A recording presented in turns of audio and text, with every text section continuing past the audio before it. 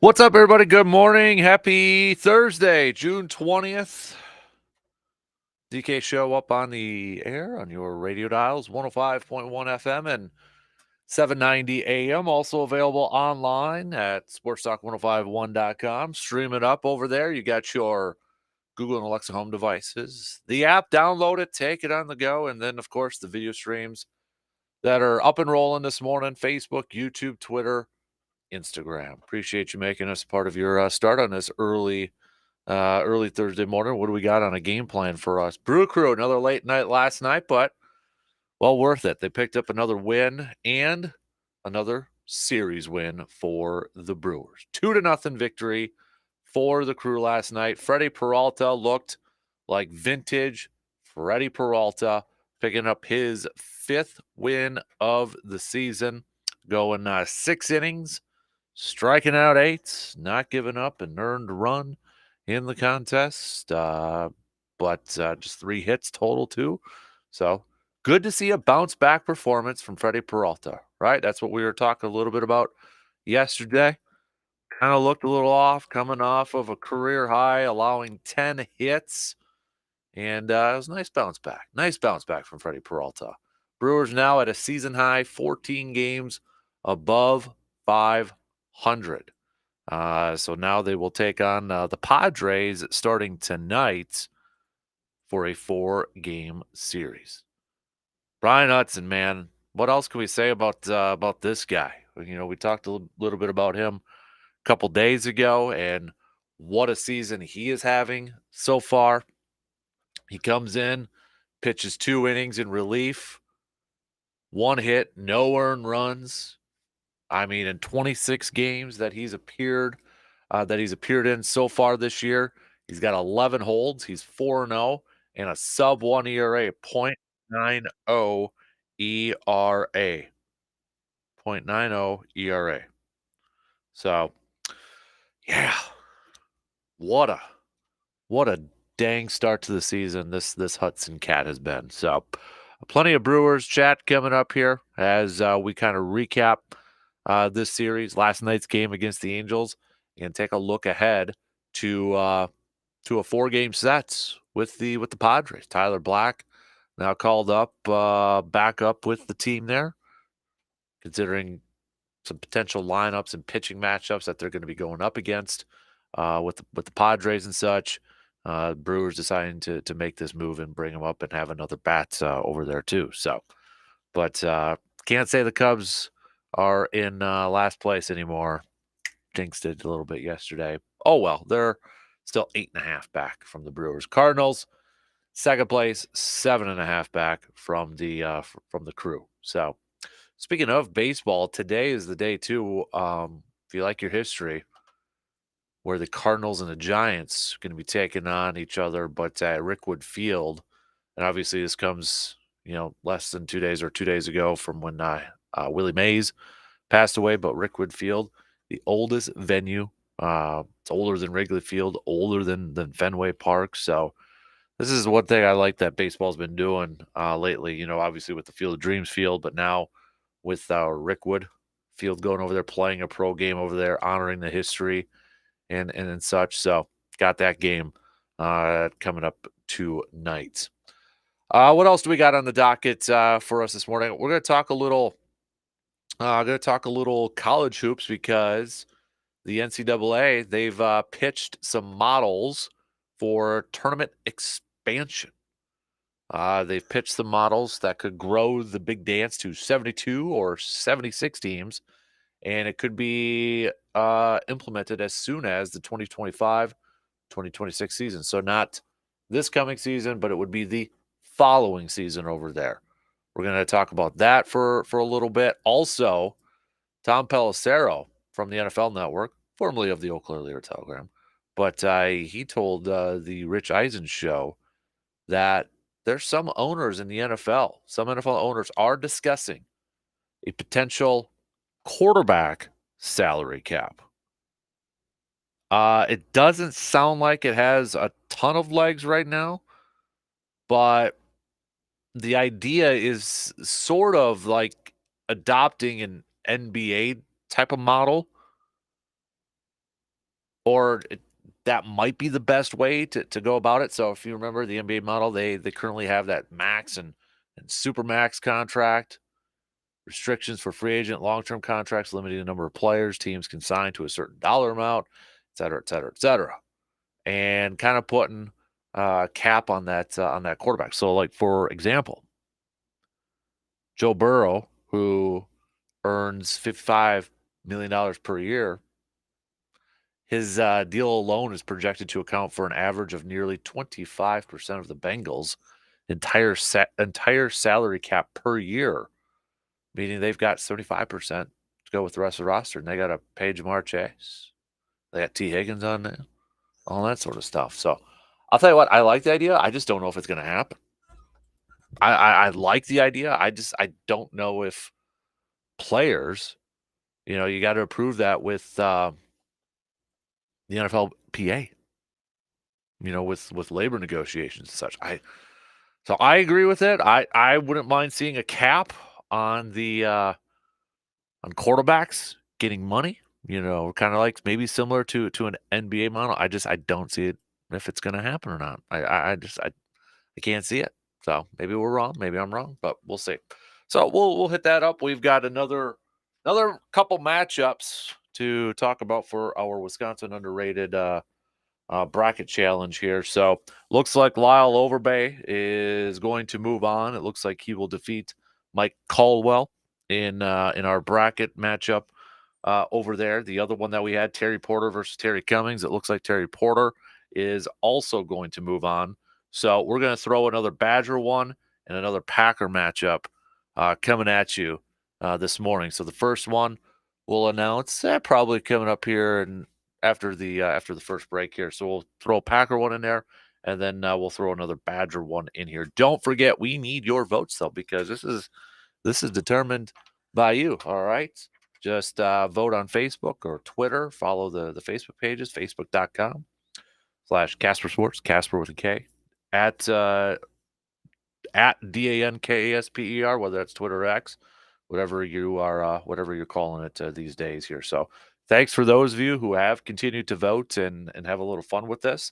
But I know it's going to get a little bit tougher, and I think some of these votings are going to go probably a little bit closer the further we get deeper into this bracket challenge and such. So, yeah, I'm kind of curious. This is going to be a good one for the Packers, I think. I got a feeling I know who's going to win it, but I'll be curious. We might have to have a little banter. I'll be curious once I reveal it coming up here after the first break. I'd be curious to get your thoughts on this matchup and make the case. First of all, you got to vote. I mean, your vote's going to count if it's on Facebook or Twitter. But hit me up with a text on who you're voting for and why. And I'm going to be curious to see how this one goes. Again, I feel like I know who it's going to be, but I don't know. I feel like this other individual maybe should get a little bit more love. So we'll get to that though coming up here in a little bit, and then we'll do the Badger one in the 8:00 hour. So I will do the Badger one before we chat with Jake Boakes, our conservation warden buddy, for our outdoor tidbits. So if you have any questions for Jake, let us know. Okay, hit us up with those. Easiest way, quickest way. You got to do them now within the next hour and a half, so we can get those on over to Jake. So hit us up with any questions you may have for Mr. Boakes. Also, we'll do a little receiver defer coming up at around 7:40, 7:45 this morning. So that's the game plan. We're going to lead things off coming up here talking about some baseball, talking some Brew Crew here. Brewers now at a season high 14 games above 500, 44-30 on the season. Another series win for the Brewers, and now they will begin a 4-game series with the Padres. Brewers are inching closer to that halfway mark. They're getting closer. They've got 7 more games I think they got to get to. Yeah, 7 more games till we get to that 50% mark. So after this series with the Padres, and then after Texas, so next week from today, we should be at that 50% mark, halfway already through the season and such. So right before they begin another series at home against the Cubbies, and maybe maybe pushing the Cubbies a little bit further down in the standings and such. So, but let's talk about Freddie Peralta's performance last night. Let's give some more love to Mr. Hudson, Brian Hudson. Another stellar performance. Dude's got to be an all-star. I mean, come on, we gotta pump that ballot box and get him in. Get that guy into the all-star game, for crying out loud, for what he's doing, for the season he's having. Peralta's not going to make it. Obviously, Devin Williams won't be in there. I highly doubt Colin Ray would be in there. Brian Hudson deserves to be in that All-Star game. No question about it. No question. Contreras, I think, needs to be in there. Christian Yelich, I think, needs to be in there. Ortiz probably should get some more love. Bryce Terang should probably get some more love. Pitcher-wise, to me, it's Hudson. That dude deserves to be in there for. And the thing is, too, is he's a relief pitcher that he'll go in and pitch a couple innings, but he's been thrown into some tight situations, closeout situations, holding on to those victories.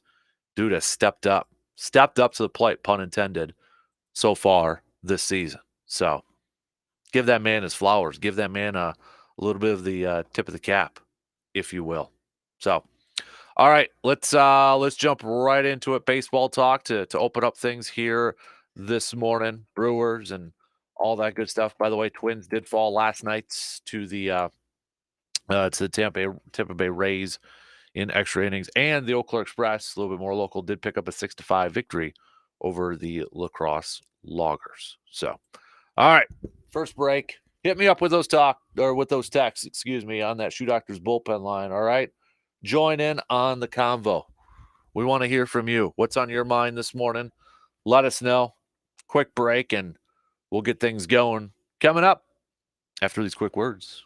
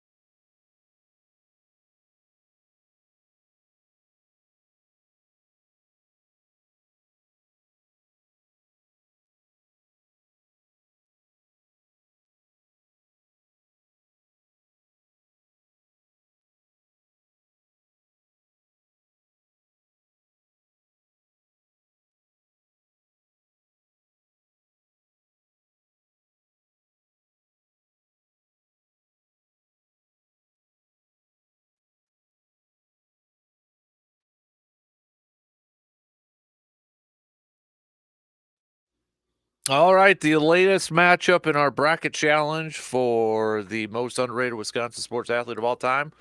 Back to the Packers region here.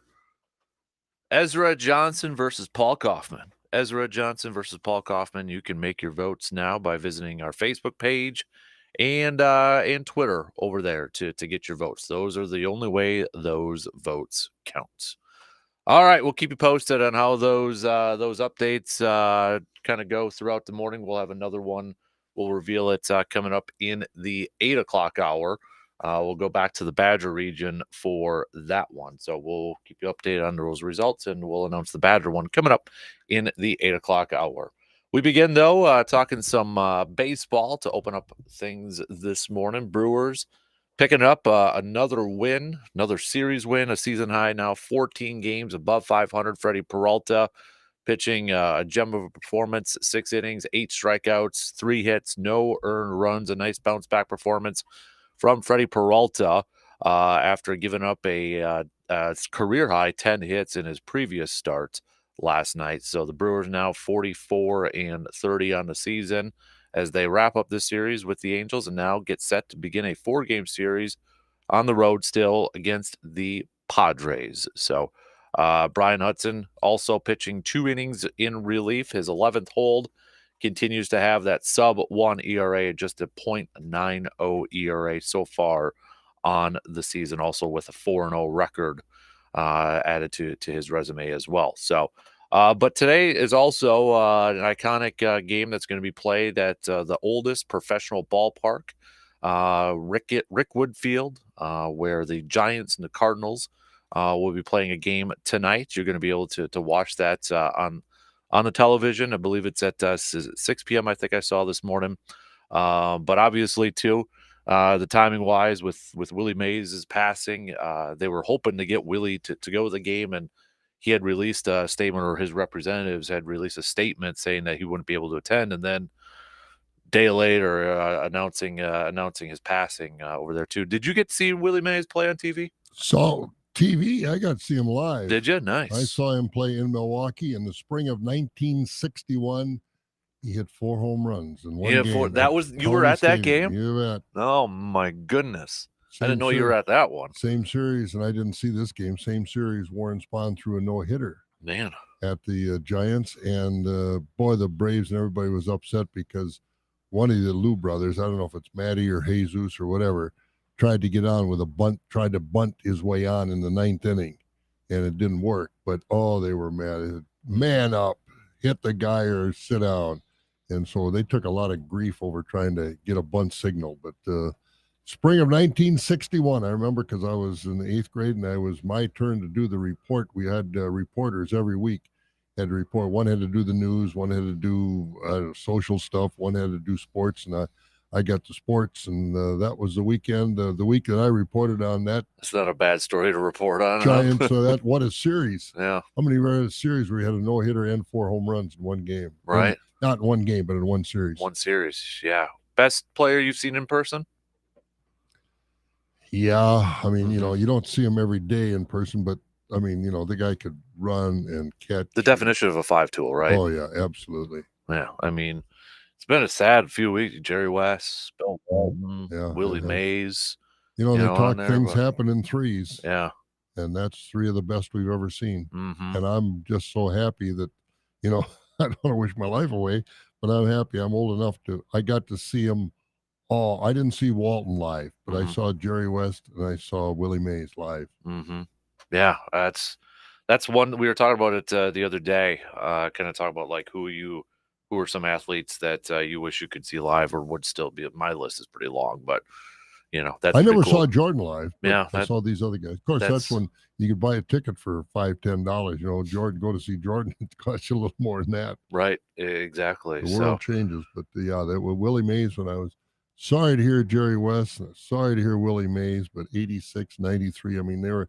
I don't know if they just natural causes. I never heard the cause of death for either one of them. I think it was heart issues for, they said for her heart failure for Willie Mays is what I read. So 93, I'm sure his ticker was catching up with him. But it was nice to see that when they added the Negro Leagues records. He was given 10 more hits or something like that on his Mm-hmm. record. So that's nice to see. Yeah, and I'm sure they'll do a lot tonight with the game at Rickwood.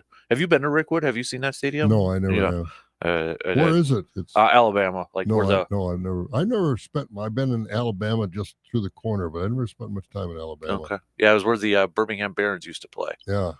Back in the day. Okay. So not Jordan because they moved, but they still have the field. And once in a while, Birmingham will go and play. I think a that's game there. nice. You know, they do the Dyersville thing Mhm. and doing this sort of thing. I think it's a good thing. I like that baseball is doing that. I do too. I really do. Have one at Carson if they get the stadium. Now, you want to get me started? You want to get me started on that? No. I was at the game the other night, and I was talking. I was talking to the ownership.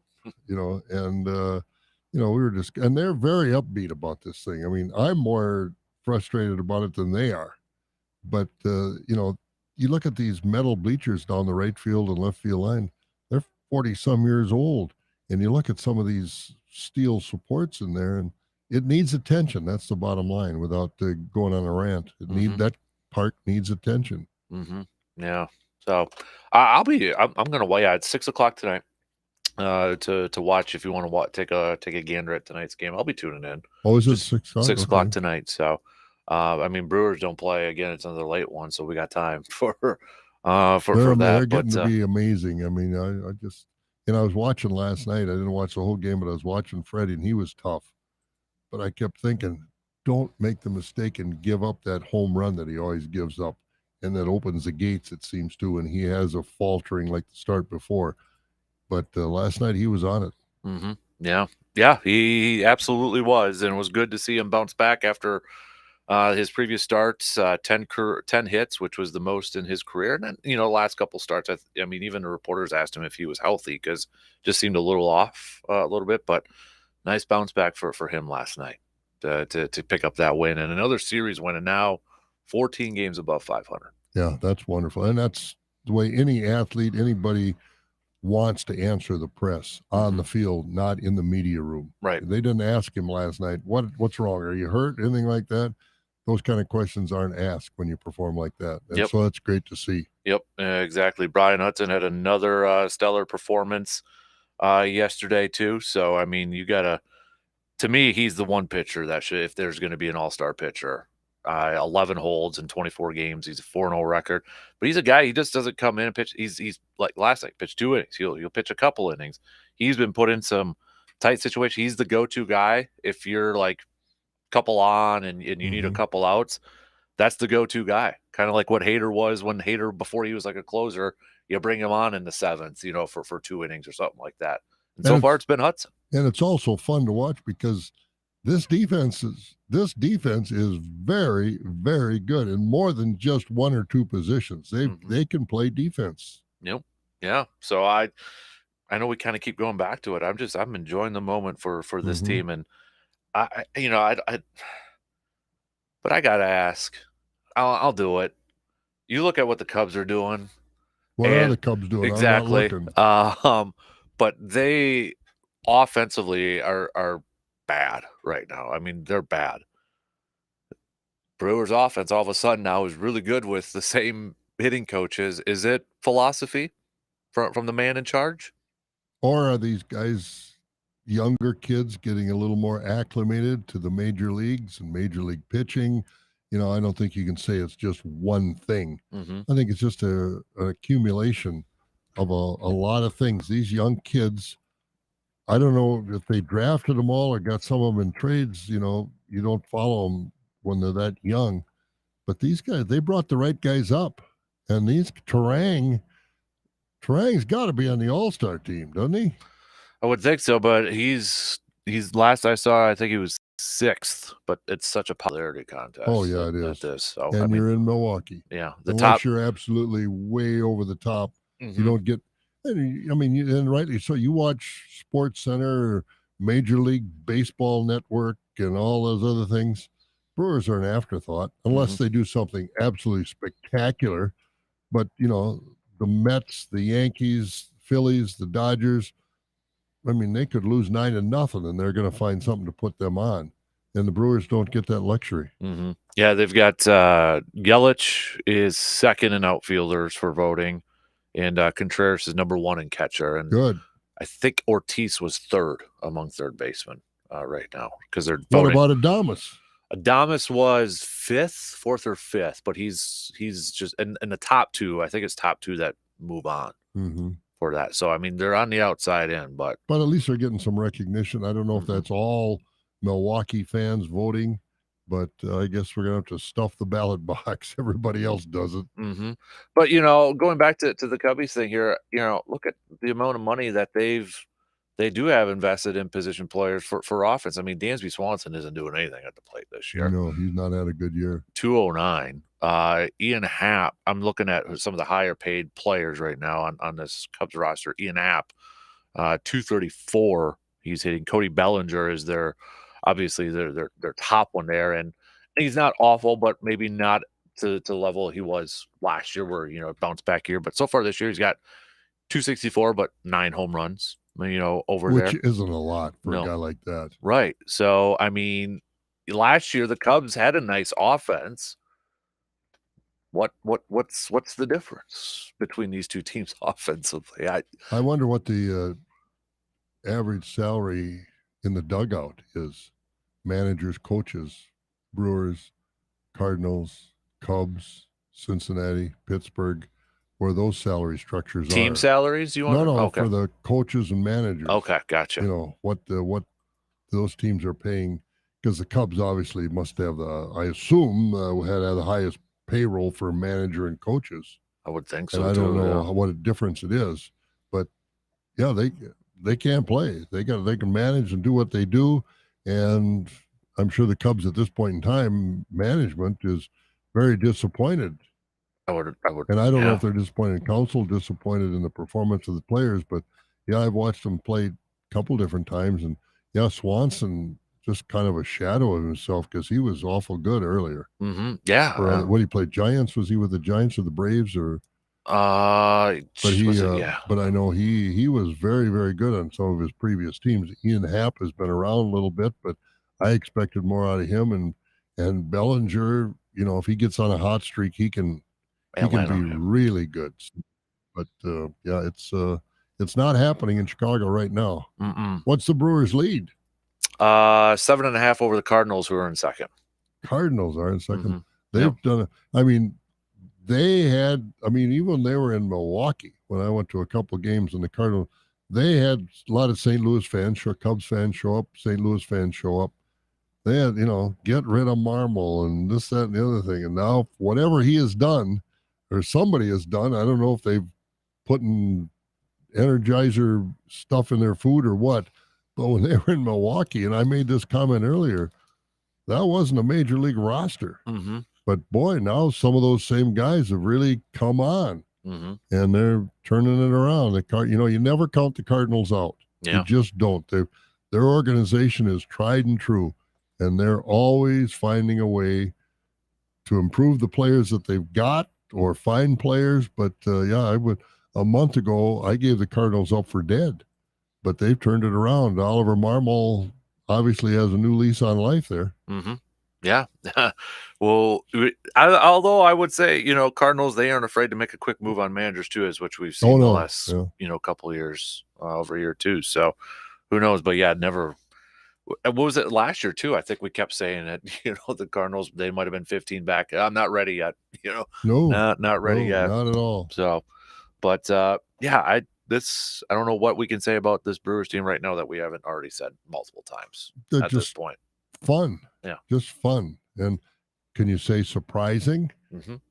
I think so. To a certain degree, yeah. But as we talked as the season was going on, they've got good players. Can they play together? Can Murphy manage them? And I think he's proven he can and they can. So far, so good. And, and with the pitching staff decimated, really, you look at what's going on, and Murphy's figuring a way to find the right guy, give him the ball at the right time, and getting a big hit at the right time.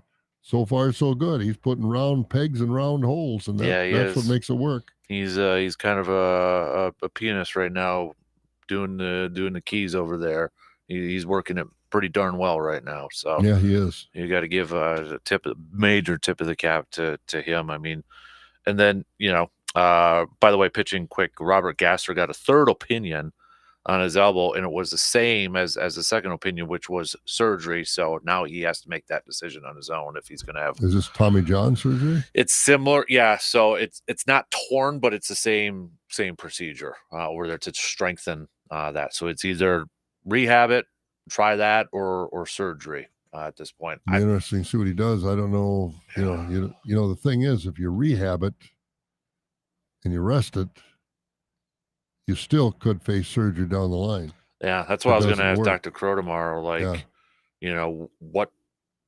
Because like my question would be, even though if it's not torn and he goes under surgery, would it be the same recovery timeline? Yeah, exactly. Yeah, is it still like that year or something like that? So that's what my thought with Tommy John. It's automatically a year, but with sewing or tightening or whatever they do, putting Gorilla Glue on it or whatever, duct tape, whatever we got. But is it the same recovery time? Be interesting to hear his answer. Yeah, Garrett Mitchell sounds like he's getting close to return, which now you got some decisions. I mean, Sal Frelick the other night, he had a nice catch last night, not as good as the other one, but I mean, he's been playing fantastic. Yelich, you're not taking out. Jackson Cheerio, they're not taking out. Blake Perkins has been playing some really good defense out there too. I haven't even heard Joey Weaver's name in a while. No, is he still on the major league? He might be the guy that is the odd man out when Mitchell comes back. It's like, okay, so if they need a starting pitcher, it just you connect the dots. Yeah, I think you probably got to make that move at some point. Yeah, you do, and you just keep your fingers crossed that it's not the move that turns another franchise into a great franchise. It's a juggling act, but that's why they get paid the big bucks in the front office. But they do have the Brewers. Let's face it. It's a good problem to have right now. I was going to say, they've got some good trade bait out there. And Weimer's not bad trade bait. No. Because you get a team that's got a good, solid offense, but maybe a little slow in the outfield. He can make a difference out there for some team. And he last year, yes, his averages and on base weren't that great, but he did show power last year. He had 13 home runs last year. Yeah, so he's shown that. I don't know. He's obviously not getting a chance to play. And you ask a guy like that, do you want to sit on the bench in the major leagues or do you want to get on to AAA and play every day? It's hard not to like the major league lifestyle, but still in all, you got to look at your future. And if you want to look for a long-term contract, you want to get down and work on your hitting because that's all that's holding him back. Yep. Yeah, he's got the speed. He's got the arm strength. I mean, the defensive tools are all there, but he's not going to get any improvement in offense if he's just sitting on that bench at that major league level. You're right, though. It's like the mindset's like, well, I want to be a major leaguer, but long-term, what's the best one over here? Yeah, too, and he's still a pretty young guy. I don't know if he's 25 years old yet. But he's got, I would think, a pretty bright future because, defense, there's no question about the kid's ability. It's that offensive situation. Yeah, it's he's 25 years old, so still got a lot of future for him. Yeah, and then because Garrett, I think the one thing that Garrett Mitchell could do for this team is I think he could probably provide a little bit more offense from a center field spot. Over Blake Perkins had a solid year. But I think if there's one thing for Garrett Mitchell, too, is that maybe he can provide just a little bit more offense. Because, I mean, when you look at position-wise, starter-wise, there's not a lot of upgrades that they're probably going to need offensively, which is completely different than what we've been saying in the last few years. It really has been. Well, it's, we've been saying it because, it was kind of like one-on-one baseball. Can the hitter beat the pitcher? Okay. And then he gets on. Can the next hitter beat the pitcher? With Murphy's mentality and philosophy, you get that guy on, now you got the base runner and the pitch and the hitter against that pitcher because Counsell never moved him. Yeah. And Murphy is track record, he's going to move him. So now the pitcher's got to be conscious of that runner, got to be conscious of the hitter. That puts two things into the equation rather than just the one. And so that's a big part of it too. Yep, I totally agree. All right, let's take a quick break here, and we'll finish up the first hour.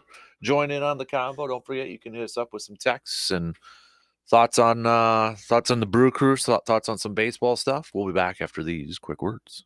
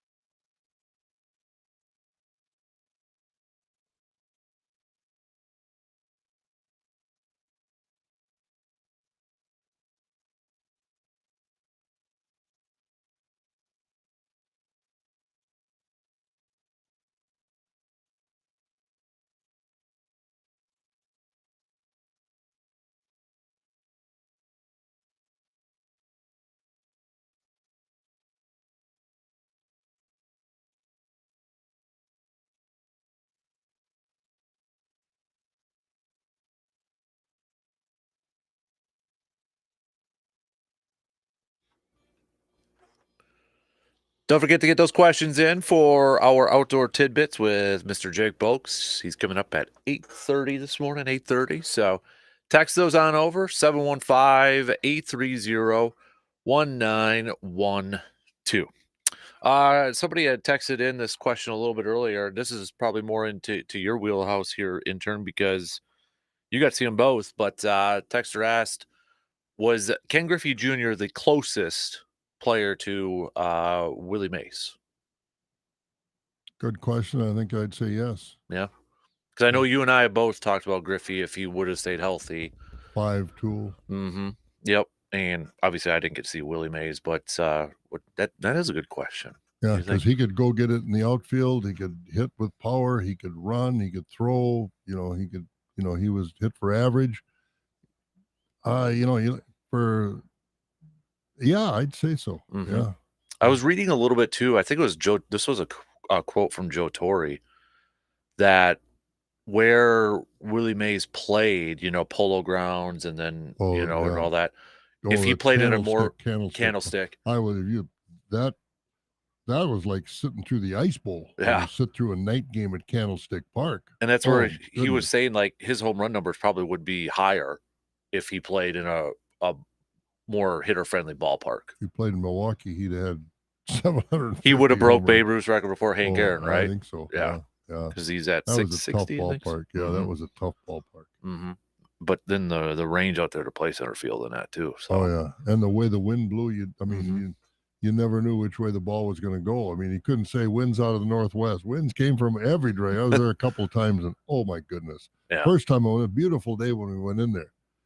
By the 6th or 7th inning, you thought you were at the ice bowl. It was just anybody who's been to Candlestick Park to a ball game will tell you the same thing, because I was there a couple of times and the same thing. I never went to a day game, so I don't know if the afternoon would have been okay. But when you get into the evening on that San Francisco Bay and out in that area, the way the wind comes howling down through there, it's nasty. Yeah.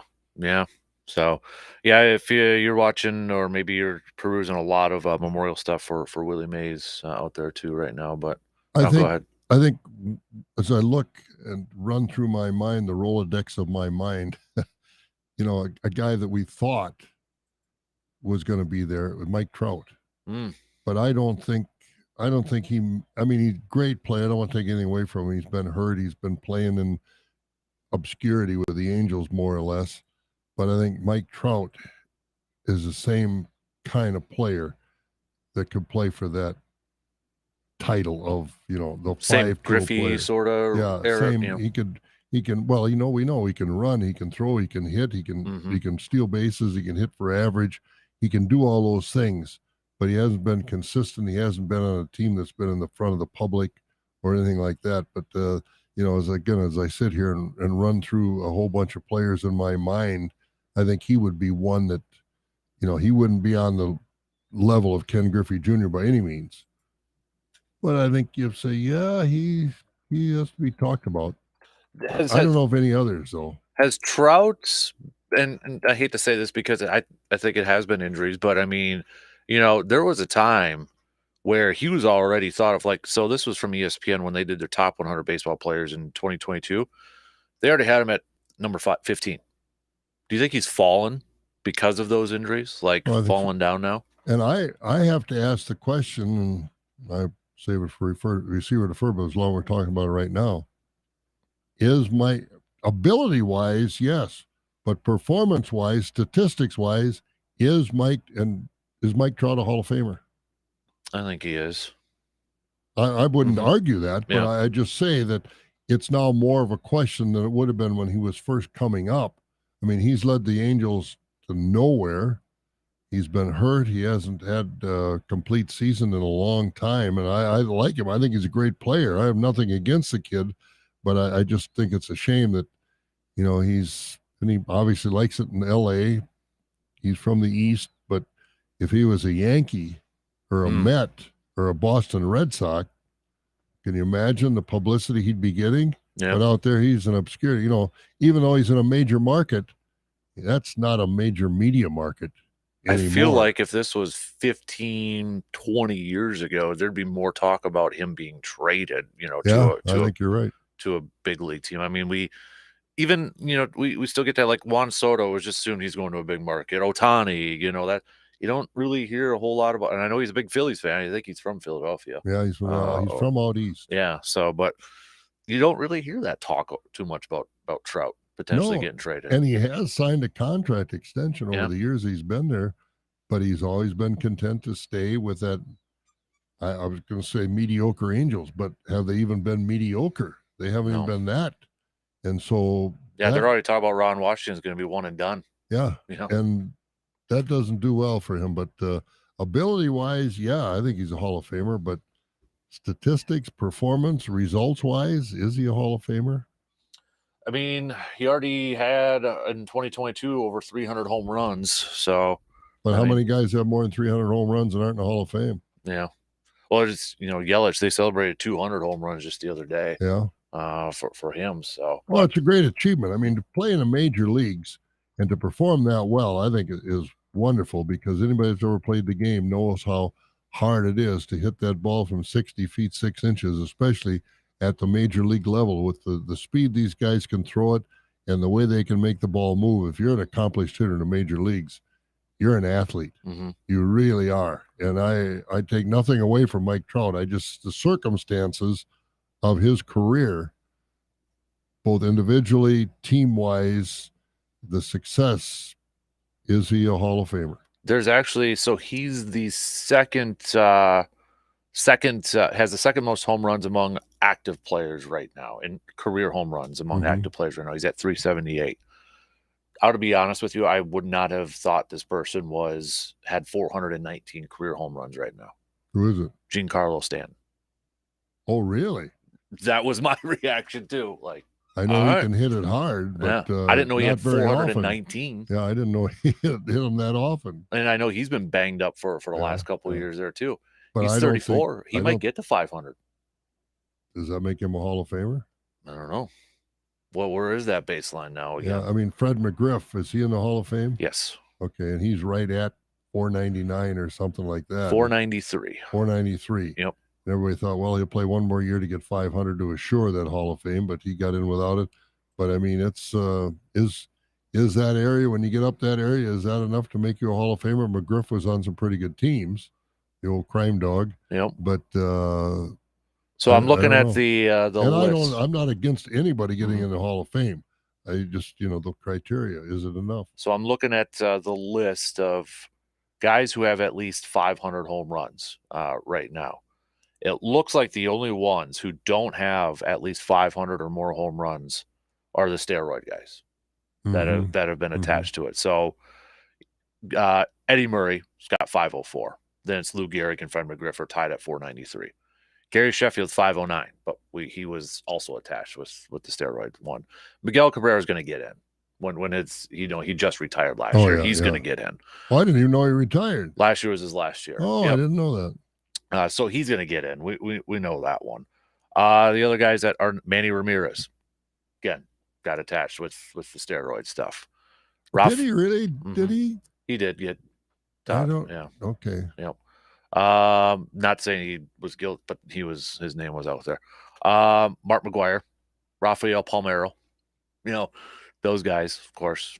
Sammy Sosa, Alex Rodriguez, Albert Pujols will get in, and he's got the fourth most. If he's not unanimous, there's something wrong. I mean, Rivera was unanimous, and I don't know how these guys, what they've got against these guys. Well, they won't vote for him on the first ballot. You're a Hall of Famer, you're not. Vote for him if they deserve to be in. But if Albert Pujols isn't a unanimous Hall of Famer, then whoever doesn't include him on the ballot should have their ballot pulled. Yeah, just a quick note: Ramirez was suspended a couple times, including a 100-game suspension. So I didn't remember that. Yep. So, I know he was a great hitter. Yep.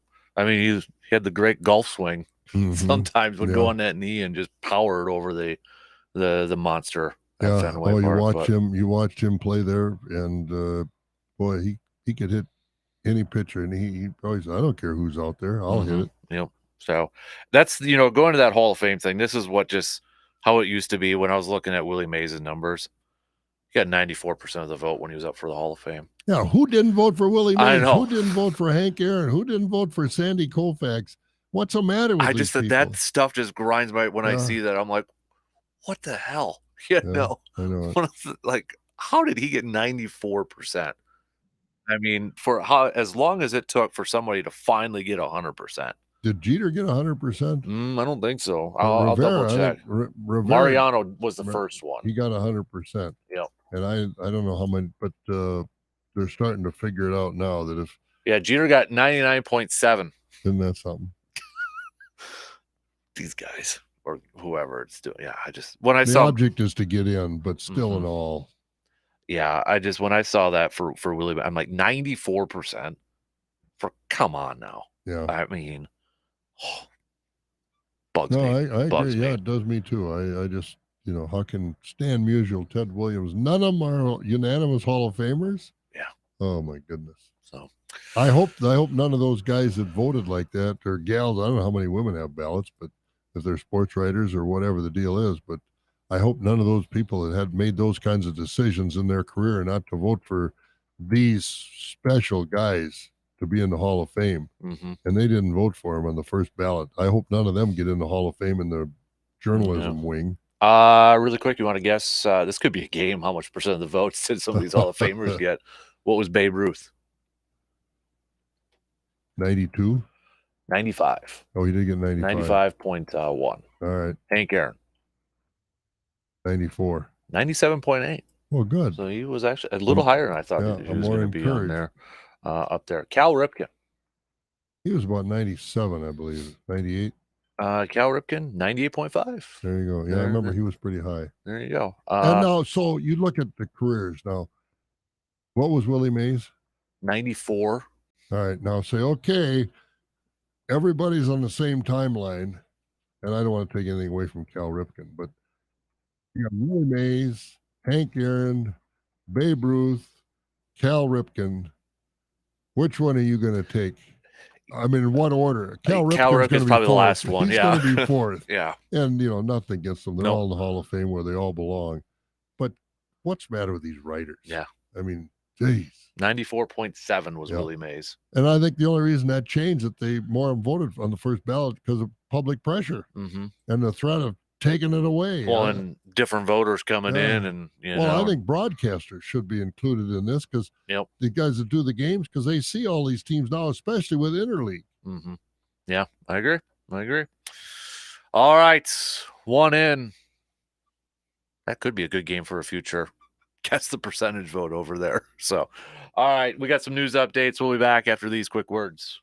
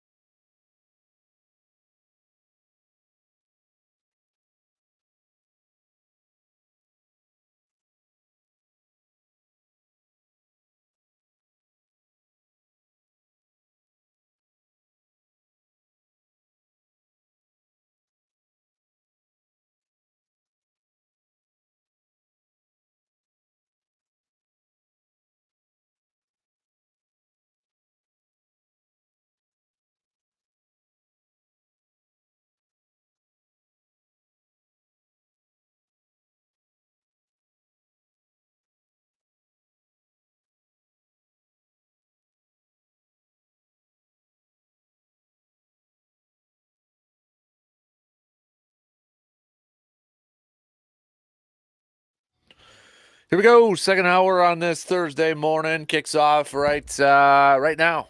Appreciate you tuning in wherever, however you may be tuning in from.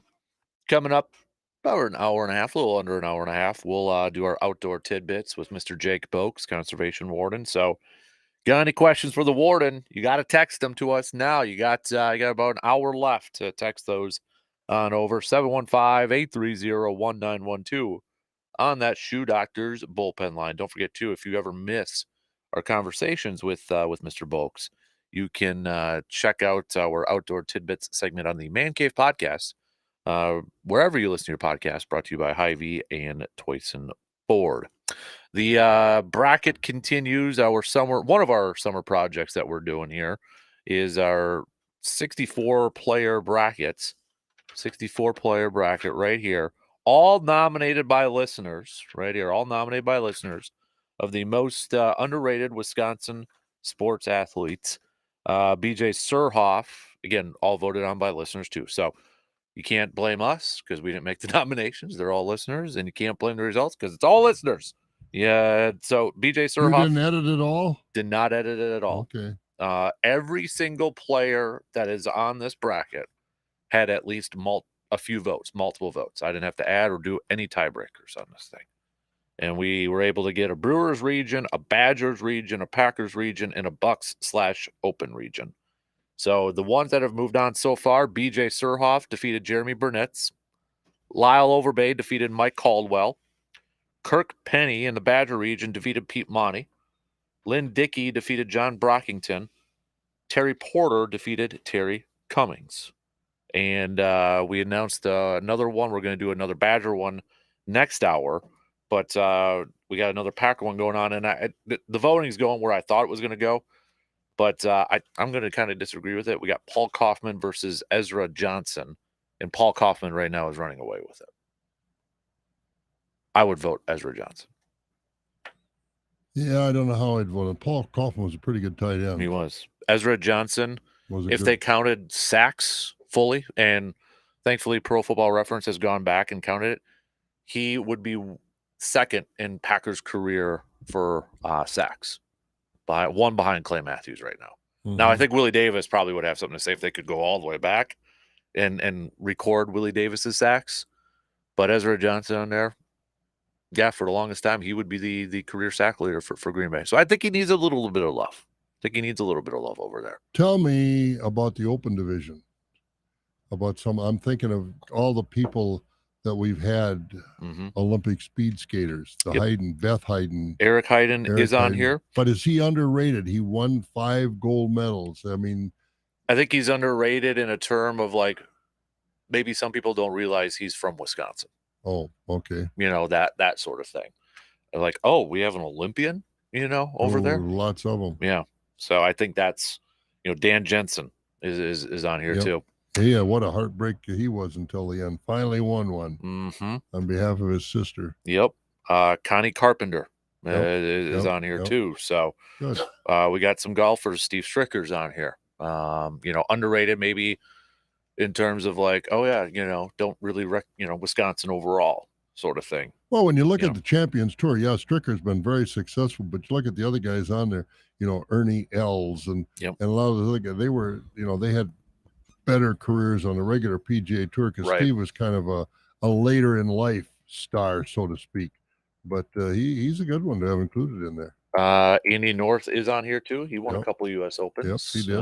Back in the day too. So, yeah, we got Terry Porter was kind of in the Open because of UW Stevens Point is his playing days over there. So, which I told the story yesterday, but I remember as a kid when I had his cards, and I can always picture the card, and I always thought it was cool looking on the back. He was a first-round pick, and he played at Point. I always thought that was so cool. Well, it's like Henry Ellenson. Well, at least he went to Marquette. Yeah. Porter was a D3. Yeah. He came out of Rice Lake, and so. Yep. So, got some good names. I'm looking forward. This Badger one should be a little bit in your wheelhouse coming up here too. So we'll see. We'll see where you vote for that one. So. All right. You can vote online again, Facebook and Twitter over there. My boy, he didn't make it. No, he did not. You were the only one to nominate him. So I'm the only one who knew about him, probably. I mean, you ask how many people out there in the audience right now, if I say Rick Reichart, who is he? What did he do? Why would he be considered?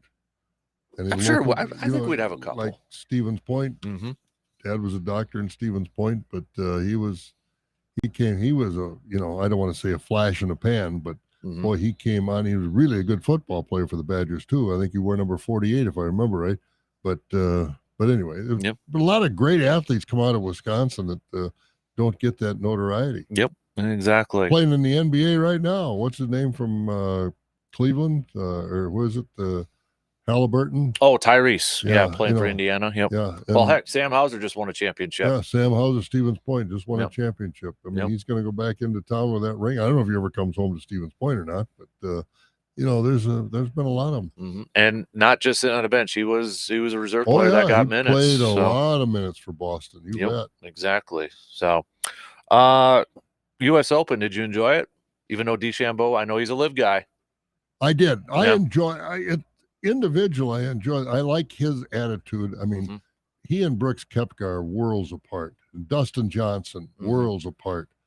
What I appreciate more that I found out about DeChambeau the last couple of years is interaction with fans. Oh, and you saw that at the Open. I mean, he was very much. I got a receiver defer on that. Okay, not mine. I've heard it, a lot of people talk about it, but I think it's worth discussing.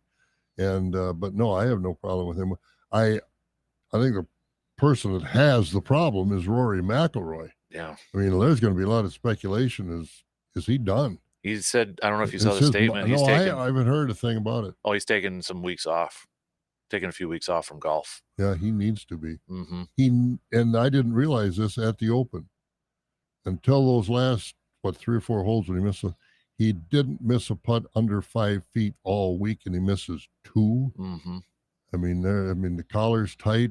I wouldn't want to be standing there making that, but he's expected to make that. Yeah. He'll never, I don't care if he wins 5 more majors, 6 more majors, because of what he did last weekend, he will never again be included in the same voice, same paragraph, same sentence as Tiger Woods. Never will be. I don't think. I don't think he can be. That was a all-American choke. That's all you can say about it. I feel sorry for the kid because you want to see anybody do that. You want to see him, you want to see him win, not lose. Well, he lost it because he choked. Yeah. He choked. I didn't say they're easy putts, but he never missed one from 5 feet in all week, and he misses those 2. I think there was also another nugget too, like from 3 feet. Like he never missed a 3-footer, like 400 and some. Yeah. And he missed one.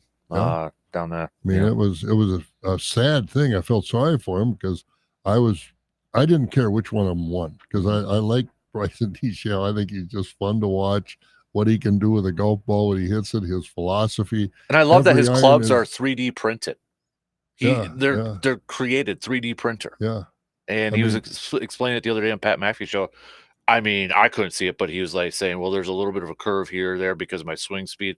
I'm like, I couldn't see it, but every iron is the length of a 6-iron wedge or a 4-iron. Yep. And the guy does some magic with a golf club. I got to give the guy credit. Yep.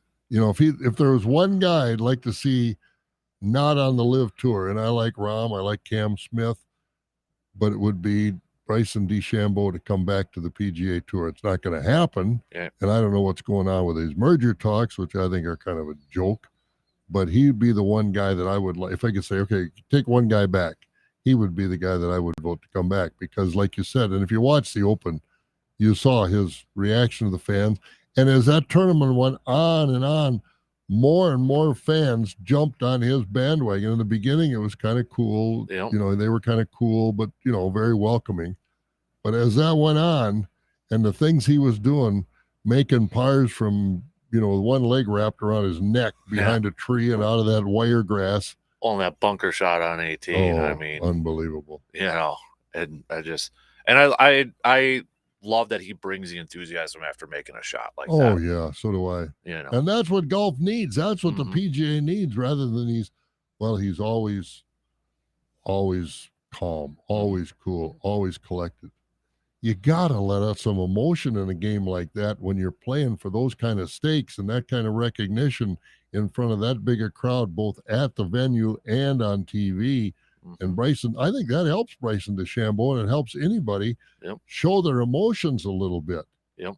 He showed when he was frustrated, he take his cap off, almost bite the bill of his cap off. Yep. So I don't think there's anything wrong with that. I don't either, because we show emotion. Yeah, exactly. Yeah, we're not playing for anything.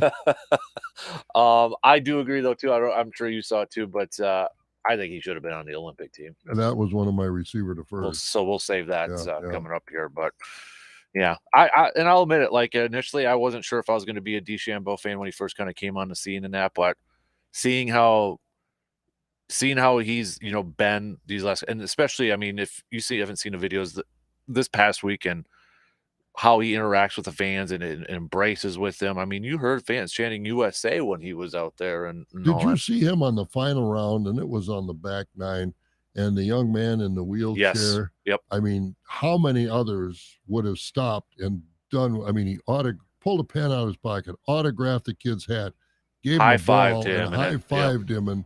And this kid is focusing on trying to win the U.S. Open. But that really put it over the top for me. Same here. This kid is real. Mm-hmm. And you think about it, from the time Tiger Woods has come on the scene and dominated, and I mean dominated that sport like no other athlete has, maybe Brady in football, but dominated the scene until Bryson DeChambeau, not just now, but when he first came on the scene with the, I don't know, the proper word about it, but the eccentricity of his manner of handling the game of golf. It's been kind of refreshing because the rest of these guys, all country club kids, all the same thing, went to college, this, that, and he went to college. But this guy is living golf. He's not playing golf to win a lot of money. He's playing golf to perfect the game. He wants to figure out a way to, He's not like Brooks Koepka, who has said, God, I wish I was playing baseball instead of this, comments like that. So, and a lot of these guys are all a nice guy. I'm not trying to, do anything to make anybody think I don't like these guys, but they're all kind of clones of each other. They hit a good shot, they don't react. They hit a bad shot, they don't react. Well, I've hit bad shots and buried my wedge up to the hospital. Yep. I don't do it anymore because I've got the philosophy, I'm not making my living doing this, so don't get too excited.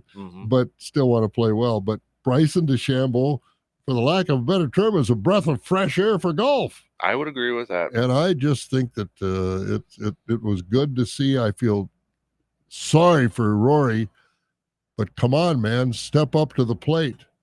It's been a few times now. Oh, and I think, like I said, I don't think ever again you can talk about Tiger Woods and Rory McIlroy in the same breath. Speaking of Tiger, I know we got to take a quick break here, but you like the fact that he's getting that exemption? I don't care. Yeah. I don't care. We know why. Oh, absolutely. He's a draw. Yep. If he plays 2 rounds, he's going to draw in extra people. My only question is like, as competitive as Tiger is, obviously they talked to him about it, but it's like, there's going to be some people saying, "Oh, you need an exemption to play." That competitive drive. And it's a legitimate answer, a legitimate question rather to ask him. And if as bad as he supposedly and obviously was hurt, I'm trying to phrase this the right way, but if his body, after all this time of rehab, I mean, he's not digging ditches every day. All he's trying to do is rehab and play golf. And this has been 2, 3, 4, 5 years. If he's not getting any better, that car accident, of course, didn't help with that leg. But if he's done, he's done. You're watching. It's like going to watch a movie, only it's live, because he's never going to win again. Yeah. Because if he's rehabbing this hard every day, going out and hitting some golf balls, and then going into the gym and hitting more golf balls, that's all he's doing. And if he's not getting any better, the attraction is the old Tiger to say, I saw Tiger Woods play. I never saw Tiger Woods win, they can say, but I saw him play. Mhm. And that's worth it for a lot of people. So I have no problem with them giving that exemption, but don't think you're going to go out and watch Tiger win another tournament. No, I you mean, I don't. don't know if he could win a CVGA right now. And I hate to say this because I'm a big Tiger, but I am if you too. go, I'm a big Tiger fan. you go to that, you might want to just plan Thursday and Friday. Oh, absolutely. If you're going to Yeah. a tournament, plan. Yeah. Oh, yeah. You can't plan for him to make the cut anywhere. No, you really can't. So, all right. And I don't know, how long do you think he will play if he continues he's going to miss cuts at the majors. Yeah. That's a given. But if he gets in other tournaments and continues to miss the cut, how long? Well, I mean, how many tournaments do you think he'll play in before he says, can't do it? I'm He already embarrassing floated. myself, embarrassing the game. Yeah, he already floated this past weekend. Hey, this might be my last US. So I don't think it is, but I mean, he's throwing it out there. I don't think And I he's think gonna. he has to. Yeah, I don't think he's going to be a guy that. I think he'll play a few on the Champions Tour, but he's not going to be a regular, dude over there like Steve Stricker, kind of is and such. I don't think he's going to play honestly that much longer. I don't know, because he's not getting any better. No, and I don't think he wants that lasting legacy. Physically, I'm talking about. Yeah, I don't think he wants that lasting legacy. I don't think he wants to finish his career that way. No. I also think part of it though too is like with Charlie, who just qualified, for U.S. Amateur and all that. Don't give me this LeBron deal. No, I'm saying like I think he might want to step aside and start to follow Charlie's path, not to be on the same tournament with Charlie or anything like that. Tee off in the same group. Yeah, exactly. I mean, you can do that in any tournament. Oh yeah, if you want. I mean, you can do that. But I think maybe would he want? But Charlie has to grow up. He's got a few years before he'd be on the tour. But you think Tiger would want to hold on so that he can say, I played 1 round or 2 rounds with my son in the U.S. Open or the Masters, or PGA or whatever it is, and then I'm done. I don't know what his mentality or mindset is on that, but see, the nice thing though about golf is he doesn't have to commit to a certain schedule. No, he doesn't. It's not like LeBron has to commit to a whole season. Tiger could literally play 1 or 2 tournaments a year if you wanted to. And that's the problem with this PGA Live situation right now. These guys don't play much golf. Mm-hmm. I mean, when's the next time we're going to see DeChambeau in the Open? Yep. But the Live Tour, nobody watches that. Yeah. And so then it's the Tour Championship after that is maybe the bigger one after. That's why we don't have a PGA anymore. Right. We don't have major tournaments in our part of Minnesota, Wisconsin, this area, Michigan to speak of, because of that. Yep. I got another receiver to fur out, but I'll save it for later. All right, let's take a quick break here. We'll be back after these few words.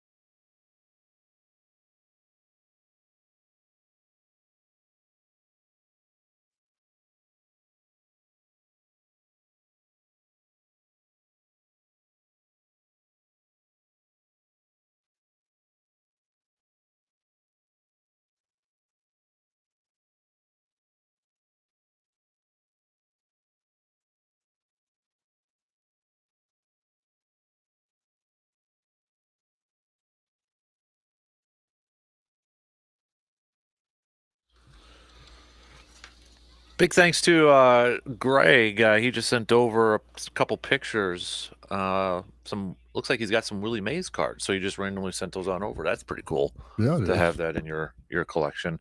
Those any of those cards growing your up, mom? don't bring that up.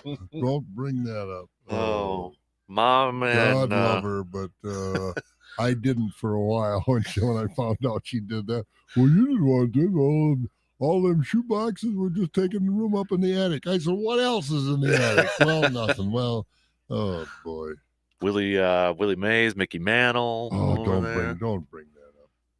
Ted Williams, Stan I'm Musial. painful thinking of. I hurt thinking about that too. And there was three of us, three boys, and we all collected baseball cards. I mean, we literally had shoe boxes full of baseball cards. Yeah. I mean, I can't tell you how many, and I remember Mickey Mantle rookie cards. I mean, just stacks of them. You know, not 2 or 3, like 10 or 20. Just think, you wouldn't have to be working right now if you still had those. Right? Oh boy! And you're still working because of that. That's right. Blame my mom. Oh, that's so cool because like Hutsy's like all into baseball right now too, and so Yeah. he's collecting baseball cards. And I mean, he was dropping names yesterday. I mean, he mentioned Stan. I mean, he's like, he just absorbs all the history stuff. Oh yeah, I know it. Yeah, he and I have good conversations. I know about that stuff. He must learn that from you. Yeah. Oh yeah. He and I one-on-ones get along wonderfully. I'll tell you one thing: that kid has given me more good stink eyes than most people I know. He can give a stink eye, that boy. Mm-hmm. Yep. Hey, I want to talk a little college hoops here, just because there's a story out about the NCAA. They presented an expanded basketball tournament model that could grow the big dance to 72 or 76 teams. Now, if this would take place, if it gets confirmed and all that, it would take effect not this coming year, but the following season, so 2025-26. According to Yahoo Sports, the presented changes would keep the core 64 team bracket intact, adding additional playing games and at least one more first four site expansion to the women's tournament could follow suit. One of the big reasons on here is because of like the Big Ten adding more teams on there. There's going to be fewer at-large bids potentially for those teams, so they're looking maybe for some ways to get those teams still in the tournament. But also, one of the factors into this decision here is with the lawsuits, you know, now having to pay and reimburse players, colleges, universities are looking for more income to help pay those players and such. So if it expands to 72, 76 teams and it's mostly just those playing games, you okay with that? At this point, what's the difference? It's not a pure it's not pure amateurism anymore. They're paid, and I don't have anything against paying them, but I mean, just let's recognize it is what it is. And, you know, they want to go to 172. I don't care, because it's all a money grab now. The only thing I hope they go to those two, quit raising the prices to the average fan. That's what gripes me. It's all money, because now you got to pay the players. You got to come up with money. Yeah, you got rich boosters that help with a lot of that, but in most cases, not all of it, outside of maybe in Alabama, LSU, Georgia, Ohio State, Michigan, I don't know, but Penn State. But for, you know, Iowa, Illinois, Wisconsin, you know, you're struggling to come up with enough NIL money to really make a difference and be competitive. So I don't care. I mean, I'm to the point where now I'm oblivious to it. Yeah, I've been around long enough that I'm still looking at the purity of the game way back when, but that ship has sailed. Yeah. At this point, you know, I know when it was first mentioned, maybe a few months ago, I'm like, why are we doing this? But then when you break it down, I'm like, yeah, I get it now. Yeah. You know, I'd like to see them add another region, put in 5 regions and get everybody involved. Not these silly playoff games, I think, because I look at the playoff games as teams that aren't really in the tournament. I look at 64 teams in the tournament. Yeah. These play-in games, to me, I think they're just they're put in place to make money. More TV revenue. Yeah, that's all what it is. Add a 5th region. and bring in that many more teams and be done with it. That wouldn't be even then? You'd have to do 2 regions. Well, do two Or regions. 2 Make it regions. 6 regions. Yeah, whatever the case Yeah. may be, make it 6 regions. I have no problem with that. And if you Mhm. want to bring in, however many teams in each region, maybe cut down teams in the. I don't know, but add 2 regions and forget these playoff games. Mhm. Yeah. So yeah, I've got no problem Play-in with it. games. It's more money for the schools, like you said, Yeah, TV they need it. wise. You bet. And yeah, you're right, because if they're going to start paying, here's the thing, they're going to have to find more ways of increasing revenue. Yep. To pay these So, athletes. call it what it is. Right. We need more revenue. We're going to go to 6 regions, and I don't know how many teams are in a region now. Well, there's 64 times in 4 into 64, so Mhm. there you have it. But go ahead and get rid of these play-in games. Let's just call it the NCAA tournament in 6 regions of the country, and then be done with it. Mhm.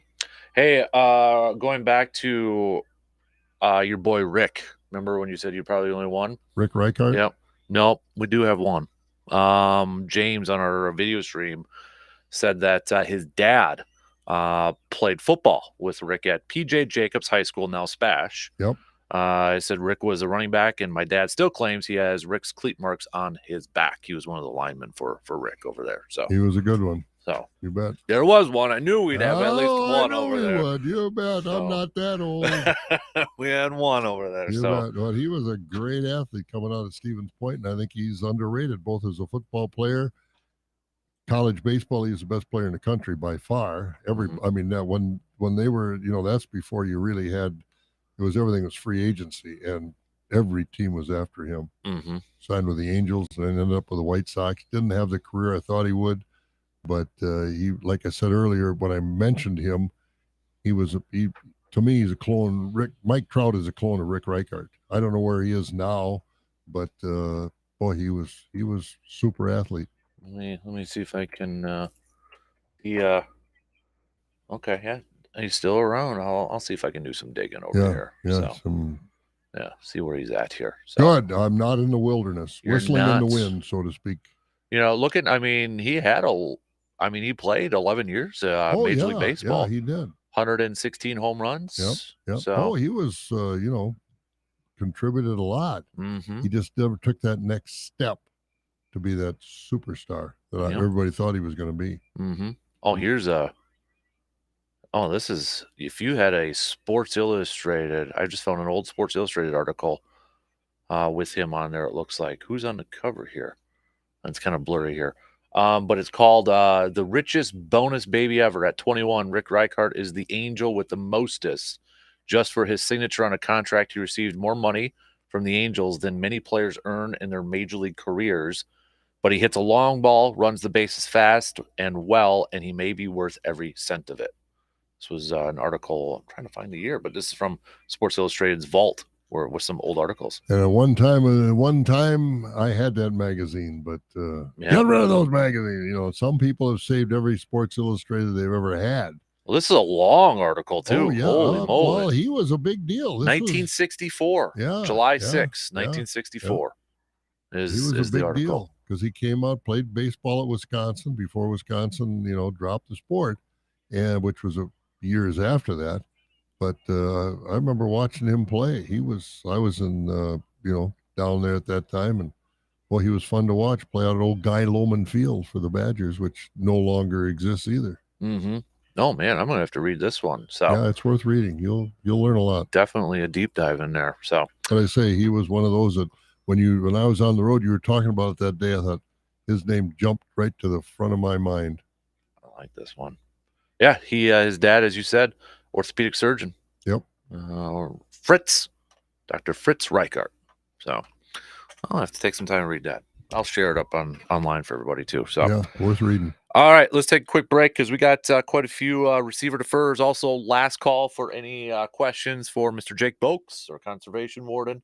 Hit us up with those with a quick text. All right, we'll be back after these few words.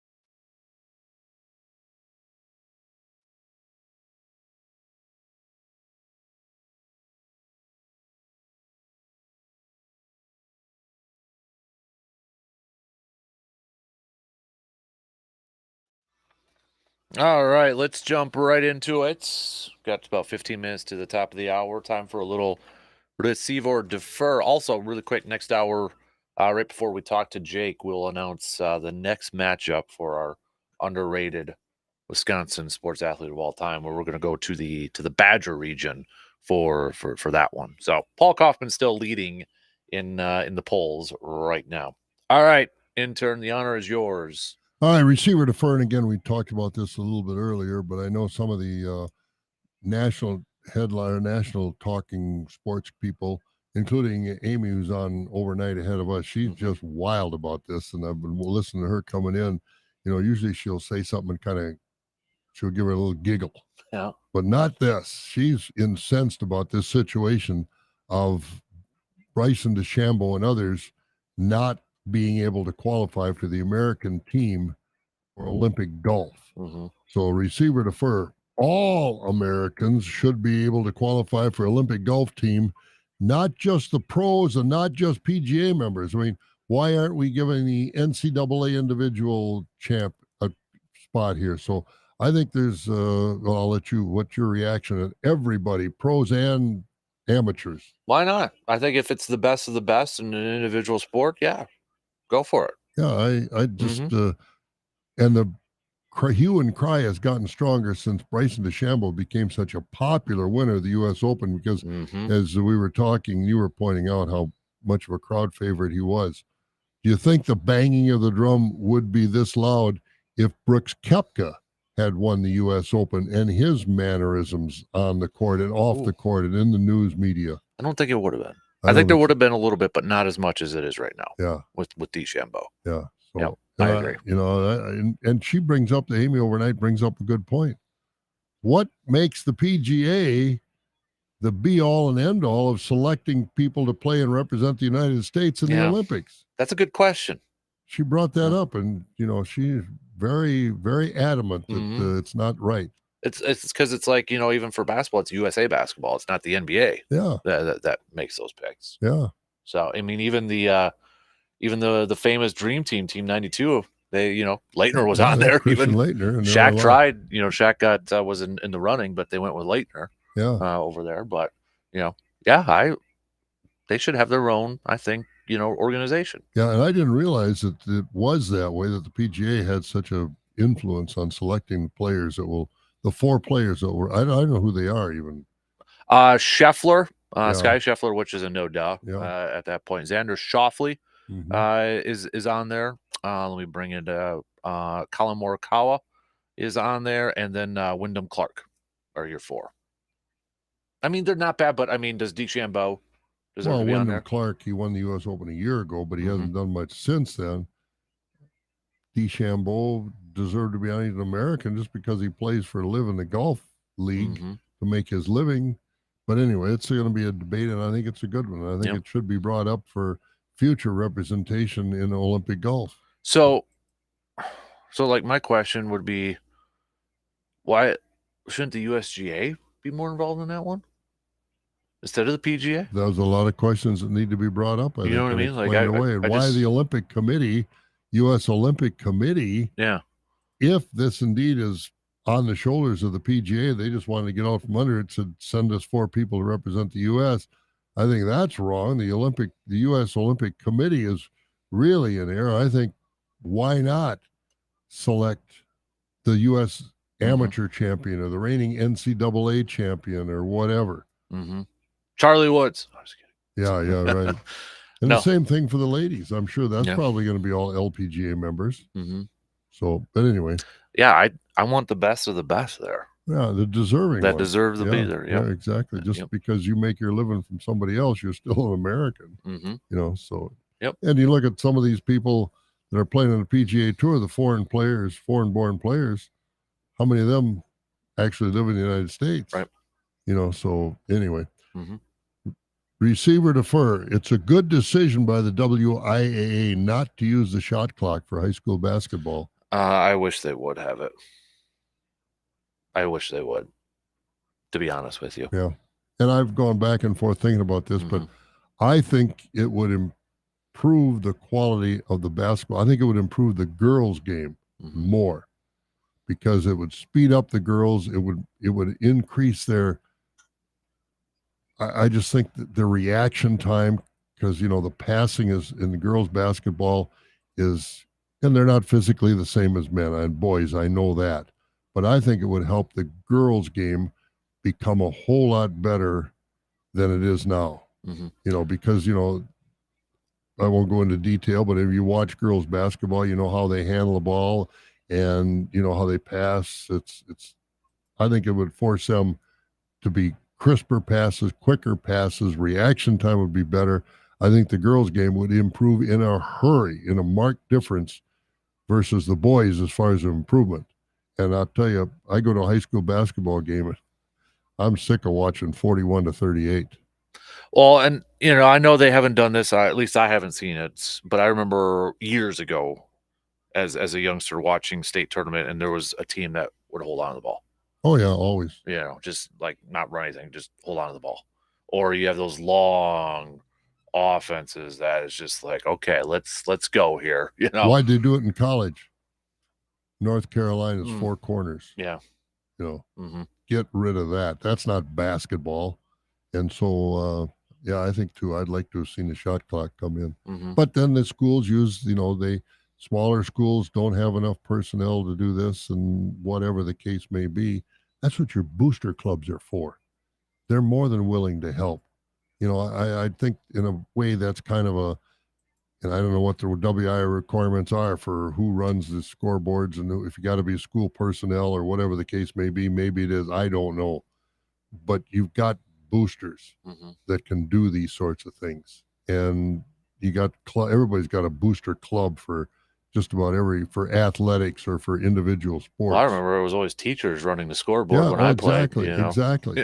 And so and if the teachers, I don't know if that I heard that excuse or that reason. I shouldn't use the word excuse. That reason. Do we have enough personnel to run a shot clock? Well, it's not like you got to have the whole math department sitting there running the shot clock. So some of these excuses to me at first blush are kind of lame, and I don't know what the real reason is. I know the small schools dominate, and I don't know who made these decisions, the Board of Control, or if there's another committee that's more involved in this. I don't know, but it's not coming to high school basketball in Wisconsin anytime soon, the shot clock. And I wish it would, because I think it would improve the quality of the game markedly for the young ladies over the next few years. And over time, I think the boys' game would get better too. Yeah, this is news release. WIA Board of Control voted 6-4 Wednesday against advancing the shot clock to a vote of its members next April. This comes one day after the advisory council voted in favor of sending it to a vote of its member schools. 29 states will have the shot clock in high school hoops next season, including Minnesota, which finished its first season with the shot clock last winter. Opponents of the shot clock have cited the cost of installation and finding people to run it as I think reasons both those. against it. What does it cost to put in a shot clock? You got them on either scoreboard, and maybe at the scorer's table. I don't know, but I just and not finding people to run it. I find those excuses pretty lame. This is minor, but yes, you would have to train somebody, when to start the clock, when they're off there. Sure. But I mean, that's not like a huge task, I don't think. Right? No, I think most people can figure it out. Right. Yeah. Because most people that go to the games are going to be fans anyway. They know how the game works. Well, for crying out when loud, the ball's out of bounds, the clock is off. When you throw it in, the ball is touched, the clock starts. Yep. I mean, it's not rocket science. For when I worked at the Y, and this was now 12 years ago, believe it or not, our gym, which was not state of the art gym. I mean, it was an older Y. They had a shot clock on there. I had to run it for the Strong Kids basketball campaign, at the scores table. Sure. It was, but they had a shot clock on there. So I half the light bulbs worked on that thing, but it's still it buzzed. I don't think the excuses are legitimate. I really don't. And now if somebody is listening that's on the Board of Control and wants to call in and talk about, I don't say debate or argue, but talk about what the reasons were. I just don't think the cost and the ability to train people, I give people more credit. They can figure it out. Mm-hmm. This Yeah. isn't like the Pythagorean theorem. Yeah. I agree. I agree. I would like to see the shot clock in there. Yeah, I would too. I think So- it would improve the quality of the game at the high school because you look at the Wisconsin University of Wisconsin Marquette rosters. They come from other states. Mm-hmm. I like to see more Wisconsin kids playing at Wisconsin, like Barry Alvarez did with football. We're going to put a wall around this state and keep our kids here. Mm-hmm. Well, they've been putting a few gates in that wall, but over the last few years. But still, in all, Yeah. I think it would improve the quality of the high school game in Wisconsin markedly. Mm-hmm. Markedly. I would agree. What else you got? That's basically it right now. That's all you got there? All right. Receive or defer. Bryson DeChambeau is a bigger draw to golf than Scotty Scheffler. It's hard to base that off just one tournament, but I think the potential is there in a big hurry. Who would you rather watch in person? DeChambeau. DeChambeau. Yeah, because Scotty Scheffler is he's a great player. And I don't say this to demean anything, but he's kind of like a robot, Mm-hmm. and he doesn't show the emotion. I mean, Bryson DeChambeau is a regular guy. He's not a high paid professional athlete that, go. I mean, what he did on Sunday, I'll never forget with that young man in the wheelchair. Mm-hmm. That was just absolutely thrilled to death, and he stopped on the back nine. He only had 2 or 3, 4 holes left to play. He's in a fight, and he stopped and shook this kid's hand. I don't know, signed a ball or whatever he did, but he spent 30 seconds or more with this kid, and that's a lot. And he was, not doing it just for the media. Mm-hmm. He does that sort of stuff, and Yeah. I just think he's got more likability. I like Scotty Scheffler. No reason not to like him. But as far as there's a guy he's in every. I like to sit down and have a beer with him. Mm-hmm. Would you say that was Scotty Scheffler? Because I don't think I might ask what happened in Tennessee and kind of, or some of Kentucky that or whatever. But I yeah, mean, on an everyday basis, right. Yeah. Bryson would be the guy. Well, what kind of crazy ideas did you come up with today, Bryson? And he'd probably have a nice conversation about it. He'd probably laugh at it. And, Mm-hmm. And guys would walk by, hey, how you doing? Good. So he's that kind of a guy. Mm-hmm. And I don't think Scotty'd want to sit at a booth in a corner and talk. Mm-hmm. Bryson DeChambeau, belly up to the bar. So if you could follow, say you're at the U.S. Open or Masters and you had to follow one, you do DeChambeau? I think so at this point in too. time, because he's being so creative with the game, with his game and the game of golf itself. And, like you pointed out, his clubs for the Masters weren't okayed until Monday of the tournament, which was going to start on Thursday. What if they said no? Right. What would he have done then? Go into the pro shop and buy a set of Titleist irons? Well, it's funny you say that because I know you probably see it a lot on Instagram and videos on YouTube all the time. Yeah. But he has these fun videos where he's taking clubs from Walmart and he goes and plays a hole with them. And just to see how far he hits those things, it's just like, oh my gosh. Oh, he's a special player. I mean, all those guys are magnificent talents. But the way he goes about displaying his talent and creating his talent, I just think it's neat. I saw one where he played one hole with all hickory clubs. Sure. I'm surprised he didn't break that in half with the wood without power. But then he dressed the part too with the knickers and everything. I'd like to see him hit, like with the old persimmon woods. Mm-hmm. And some of those things, those old wooden clubs that they had, the swing speed that he has, he might shatter some of those things. I know. I was glad to see more talk with Payne Stewart. I know with the history there too, is like just kind of a good refresher of how good Payne Stewart was too back in the day. That was a tragedy to lose him the way we did. Yep, exactly. All right, 2 in. We got one more to go. We'll announce the next matchup coming up after these quick words.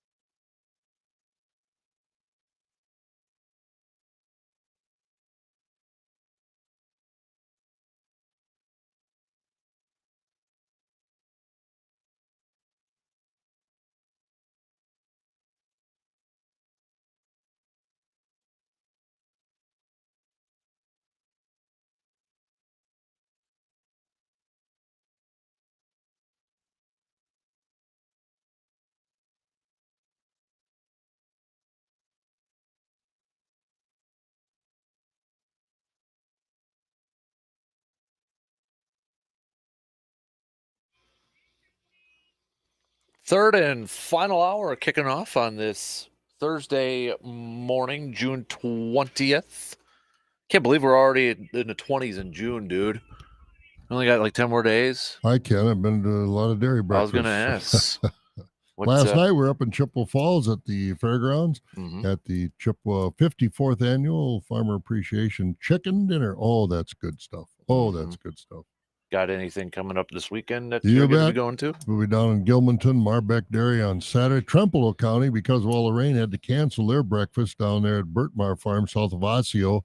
So I would expect some of those Trempealeau County people, I hope Buffalo County's laying in like extra provisions because they're going to go from northern Trempealeau County to Buffalo County. So that could be a very full breakfast. Marty Halleck and his family will be hosting that. And, there are other breakfasts, Colby, Marshfield this week, Marathon County, I should say, Colby breakfast, Pittsville, Auburndale.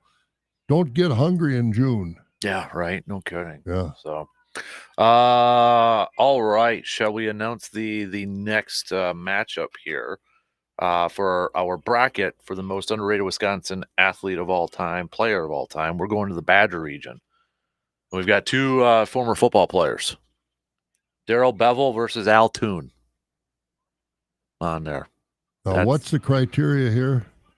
Well, first of all, they were all nominated by. But I mean, is most unappreciated, underrated, maybe kind of overlooked, kind of forgotten, sort of thing. Obviously, we're like for no Hall of Famers. We had some people say like Raleigh Fingers, but he's in the Hall of Fame, sort of thing. So we didn't put him on there. So, but Bevel, probably the slowest scamper for a touchdown in Rose Bowl history. I still love watching that replay. Al Toon, played. I know he played in the NFL and such. Was a first round pick and that. But is he kind of forgotten? Maybe underappreciated during his time with the Badgers. Was that in the 80s, early 80s? Yeah, and his son Nick Toon played for the Badgers there a few years ago. Yep.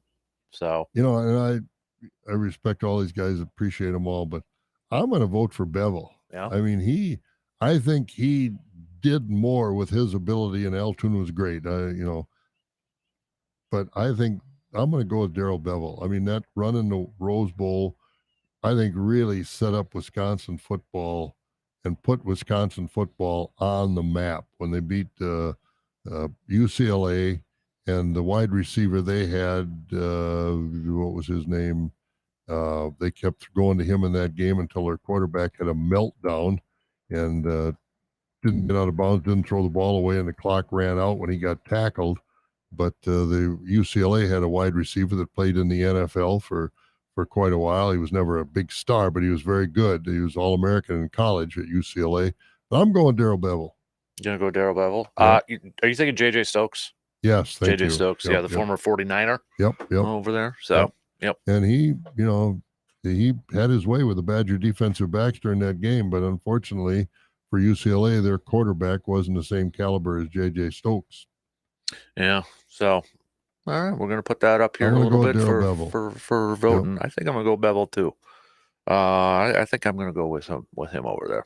So, but we'll see how the voters. Yeah, we'll see turn what out with the voters will decide. Oh yeah, absolutely. So this one's kind of been fun to see where everybody's going. I don't think there's been any big surprises, but once we get a little bit deeper into this thing, it'll get a little tougher to match up on this thing. So, and ultimately, who will be crowned as the most underrated? We'll print off a certificate and send it to this person if we can ever, if we can track them down, if they're still around in some cases too. So I don't know if you want that title. Is that a title you want, most underrated? Well, yeah, because then you can say, see, I was pretty good in somebody's mind. Yeah, gives you some appreciation. Absolutely, right? Absolutely. So just for us to be talking about them. Mm-hmm.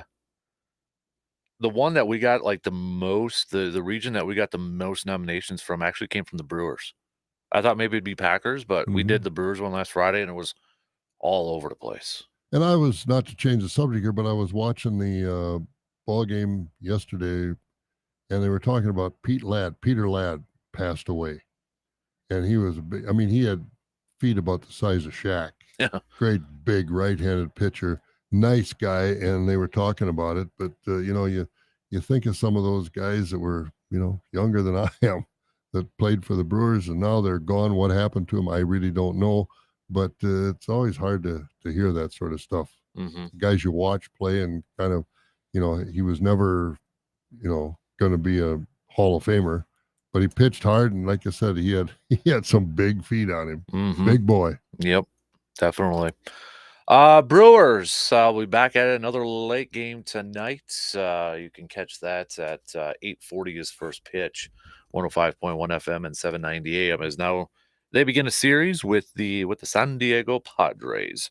Brewers coming off of another series win, getting a 2-0 win last night. Colin Ray gonna get a start. Is it?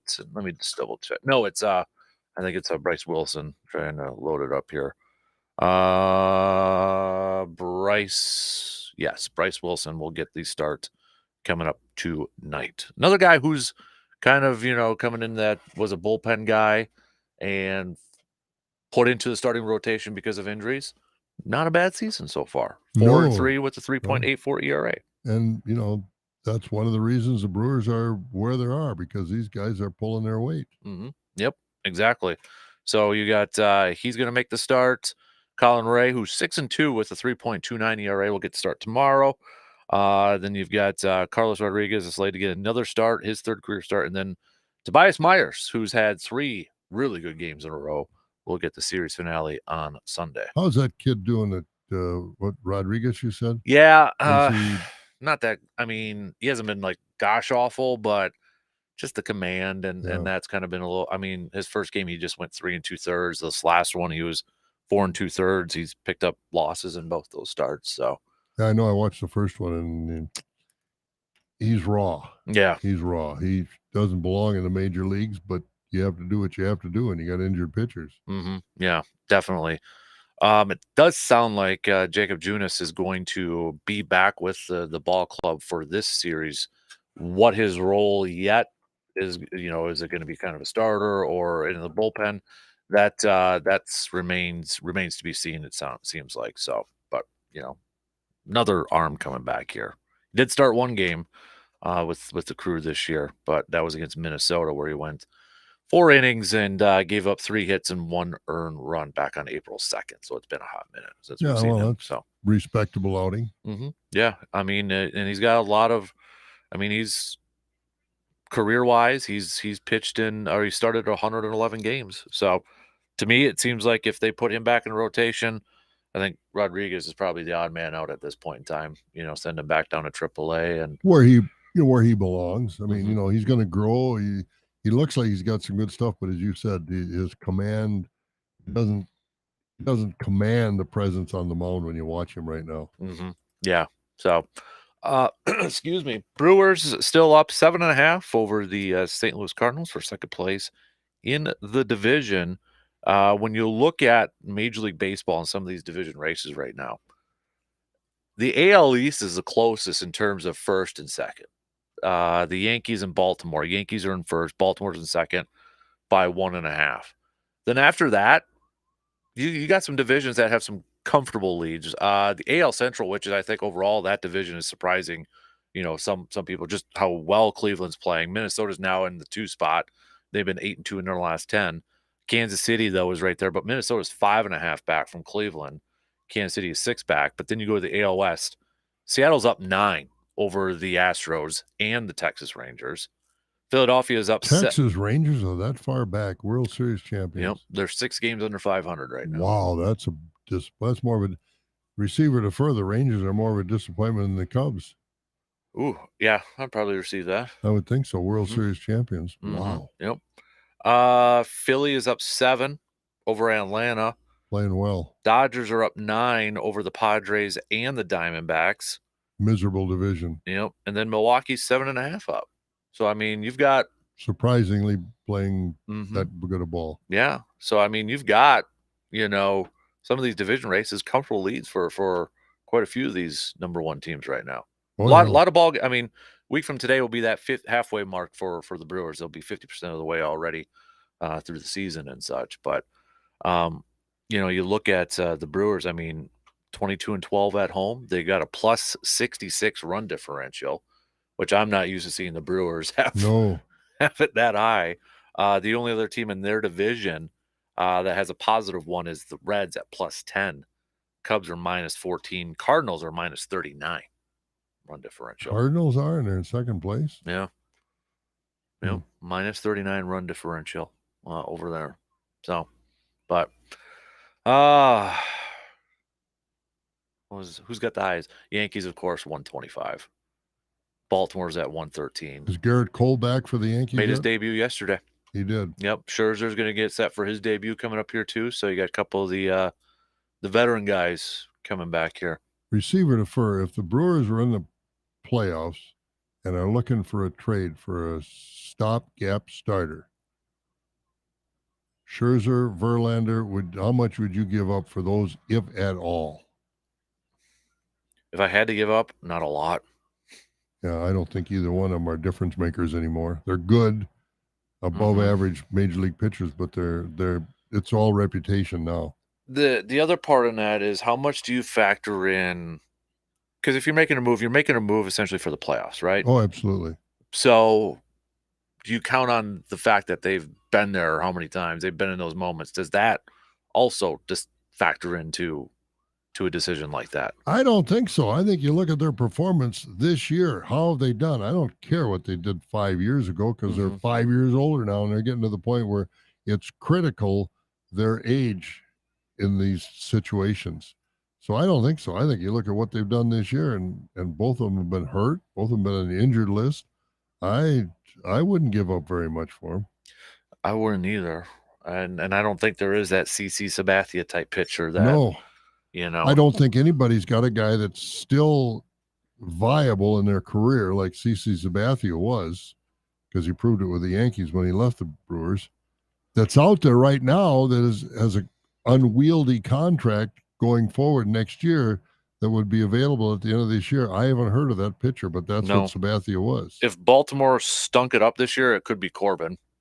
If Corbin was pitching well, but Baltimore was like dead last in their division, it could be Corbin being that guy that could be traded at the deadline for a competitor. But Baltimore's not in that situation, obviously. So I'll be curious to see what kind of contract that guy gets next year. Where would the Brewers be 7.5 up now? Do you think it'll make much difference if he was still with the Brewers? Would it be 9.5 or 10.5? I don't think so. I don't think so. No. I don't think so. I mean, I'd like to have him. I'm not, like to have him on the roster, but things being what they are as far as how they pay these guys, and, would his heart be in it, knowing I'm not going to be here. They're not going to pay me. I'm getting out of here. Baltimore's got a chance of paying him a big contract. Baltimore is a pretty big market, and they got new ownership coming in too, and they want to make a mark. And I don't think there'll be that much difference with Corbin Burns on the Brewers roster this year. I mean, essentially, you're kind of comparing Corbin to Joey Ortiz. DL Hall's been out for a while now. The other part of that package there too, and I mean, I think DL Hall could be a special player going forward, whatever position he ends up playing, whether it's going to be shortstop or staying at the hot corner at third base and that. And Ortiz has done a nice job. He's had some big plays with a glove and with a bat this year. Rookie of the month last month in the National League. So, I'm excited to see that. I'm excited, and I think again this goes to we give a lot of credit to Pat Murphy, and rightfully so in that, but Matt Arnold, I think, has made some pretty solid moves when you go back to last year when he traded for Contreras, and then you move on from Corbin Burns, but you get a guy like Joey Ortiz who is having and I think that's what we wanted, right? If you're going to trade guys like Corbin Burns or Josh Hader, players who play right now, impact player, Joey Ortiz has been that, right? He's been that, and I think you got to give credit to Matt Arnold. He's pushing the right buttons right now too with his staff. And I think in this day and age, we're finding it in the NFL. In this day and age, it's hard to build for the future because you're telling your fans, you're going to pay premium prices for a ticket, premium prices for beer, for hamburgers, premium prices for swag in the store, but we're not going to be a very good team. I don't think you can get away with that anymore. Yeah, I agree. I would agree. Hey, really quick, I did forget one receiver to fur. I want to get to before we get to Jake. So there was a report. This was from Tom Pelissero from the NFL Network. He told this to Rich Eisen that NFL owners are considering a salary cap for quarterbacks, receiver defer. You want that to happen. I think there'd be some lawyers that would make so much money on you. Talk about discrimination. It would be similar, adopting a similar NBA model where they got like the max and the super max contracts, sort of thing. Yeah, but that's not a salary cap. That they got the luxury tax and all that money that's going out. If they're talking about a salary cap, that means you're limiting their earning potential of that particular player. That maximum contract is not limiting their ability to earn money, but I would think it would go to the courts in a heartbeat. Well, the Player Association would have to agree to it. NFL can't just say we're doing this, so it'd have to be part of the collective bargaining agreement. And I don't know what would be the perk that would make the agreement palatable to the Players Association. As a fan, I would love it. As a fan, I would love this because, for example, Joe Burrow counts as 25% of the cap for the Bengals. Oh, sure. So as a fan, I would like to see it, but I don't see it happening at all. No, I don't see it happening at all. I don't see it happening at all. Unless the NFL gave up some major, and I don't even know what those considerations would be that they could give up that this would be. I mean, right now, the players have got, the summer camps that they have now are like going to Boy Scout camp as far as work and, putting on the pads and really getting after it. It's not what it used to be. So they've gotten that. And I'm not against that. If they can make it work, fine. They don't need to, they're coming in shape. If they're coming in shape, it used to be they come to summer camp to get in shape. And now they come in shape, or at least they're going to get run out in a hurry. And I guess I don't see any real problem with it, but the only problem I see here, whether the NFL is a lot smarter than I am, they have a lot more people smarter than I am. If they would go to something like that, they got to realize, and I don't know what the caveat would be of not going to court. Yeah. And from the Players Association standpoint. Yeah. And again, they would have to agree with that with the Player Association before they would implement it. So, I mean, whatever the bargaining agreement would come up, but I think about 50. I can think of about 50 players that would be opposed to it, starting and reserve quarterbacks. And that's where I don't know if could they built in an escalator that every year the salary cap goes up, then it goes.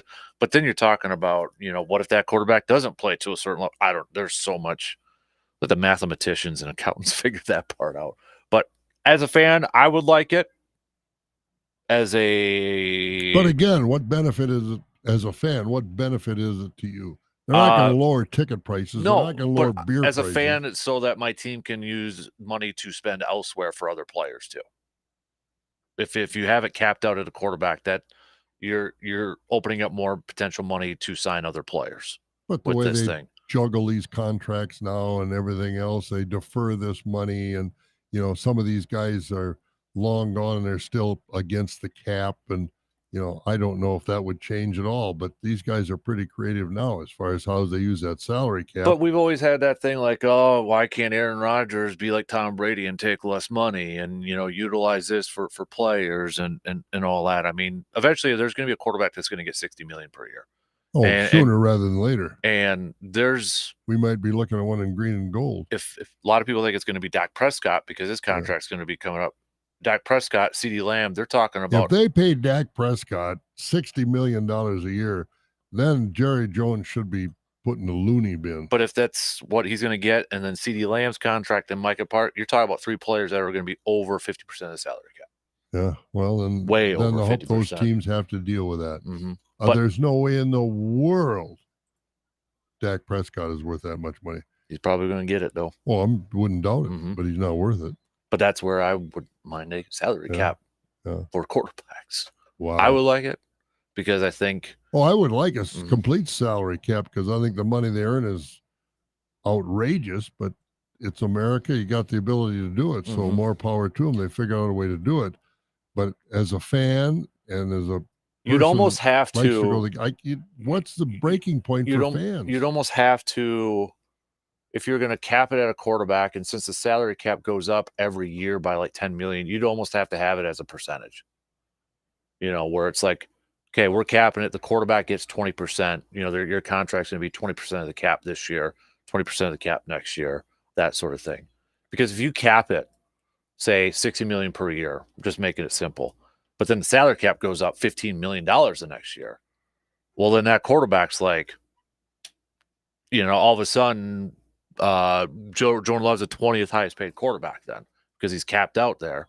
I feel like they'd almost have to make it so quarterback contracts are a certain percentage of the cap, so it goes up every year. And then you're not like trying to figure out who's the next highest paid, who's going to, that sort of thing.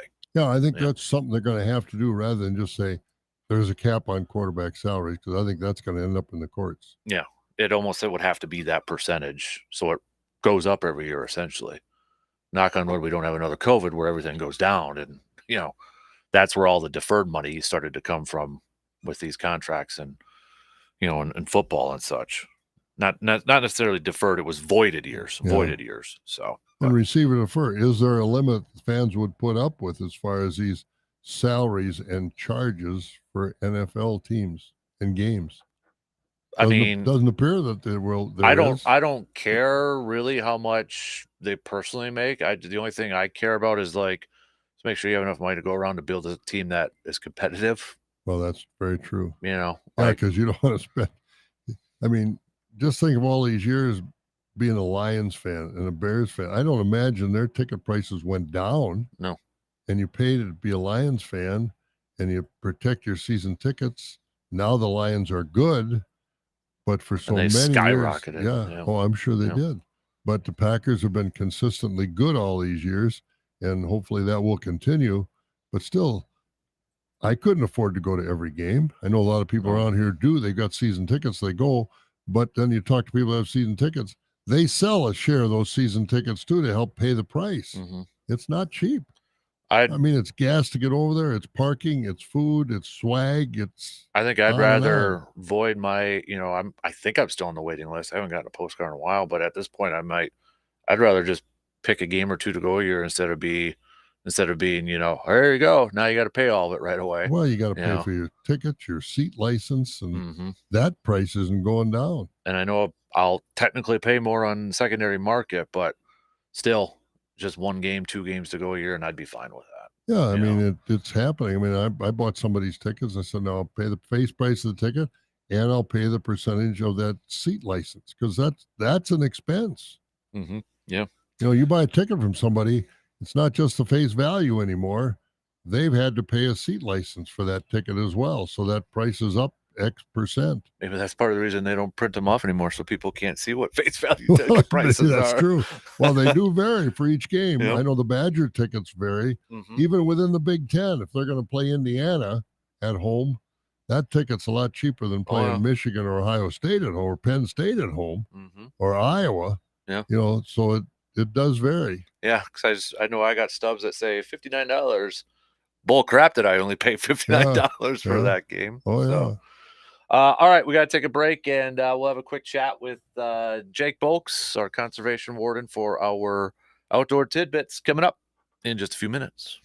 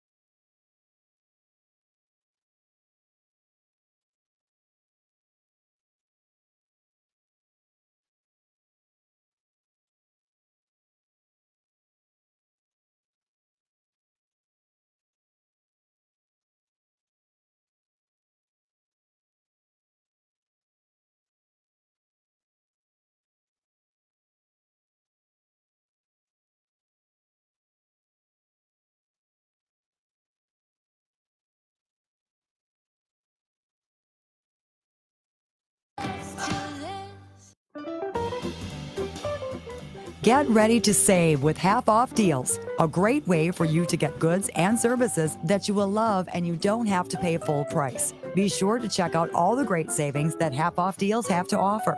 There's something for everyone, so be sure to see for yourself.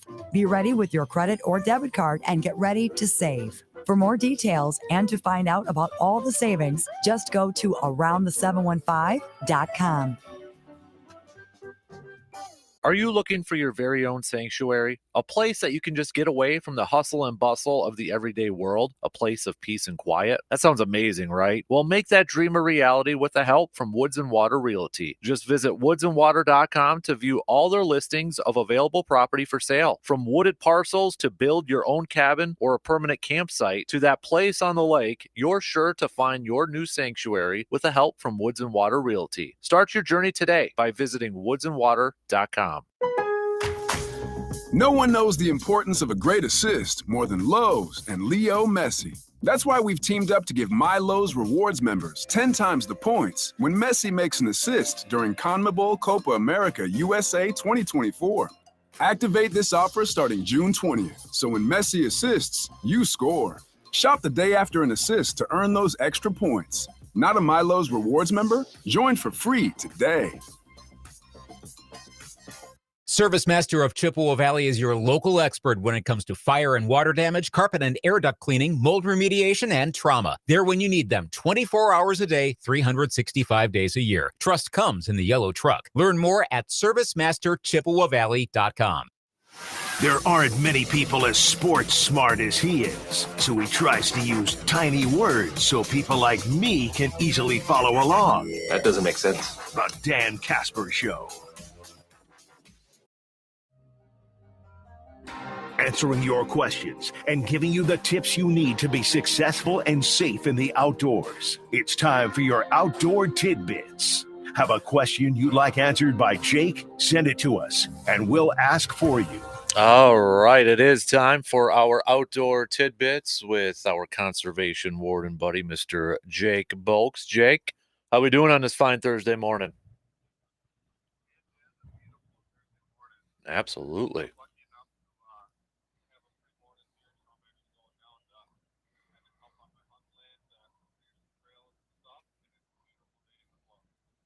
Well, be sure you be careful of the wood ticks out there and the deer ticks. I pulled one off after Little League the other night. Yeah, they're all over. So right, be careful of that. Hey, Jake, with all this rain, with all this rain we've had, what's the status of? Are we getting any spots that you've seen that are a little dangerous as far as high water that aren't traditionally that high?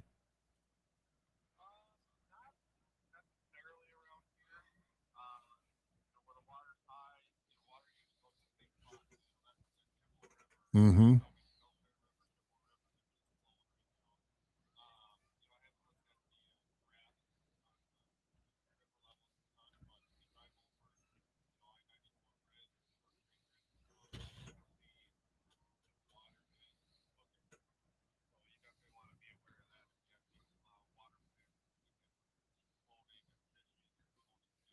Mm-hmm. With boat safety too, Jake, maybe a good reminder with all that, life jackets and such. What are the laws? What are the rules with that? Do people have to wear them? Do they have to just be in the boat, or what's the recommendation from you guys?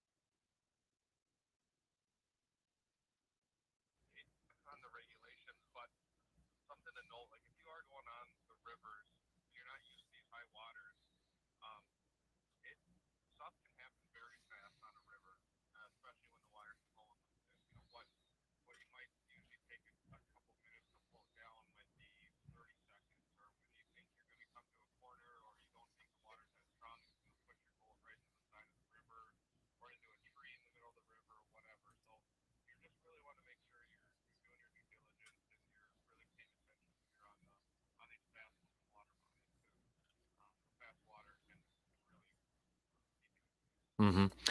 Jake, with that, since we're talking about boating and such, and I don't think there's one around here, but I saw a press release that this weekend the DNR is having their first invasive species awareness day, and different events and stuff going on over the weekend. But like for invasive species, can you kind of give us maybe a little bit of a refresher on what that is? Because I know for boats, right, you wanna wash off everything at the boat landing, correct?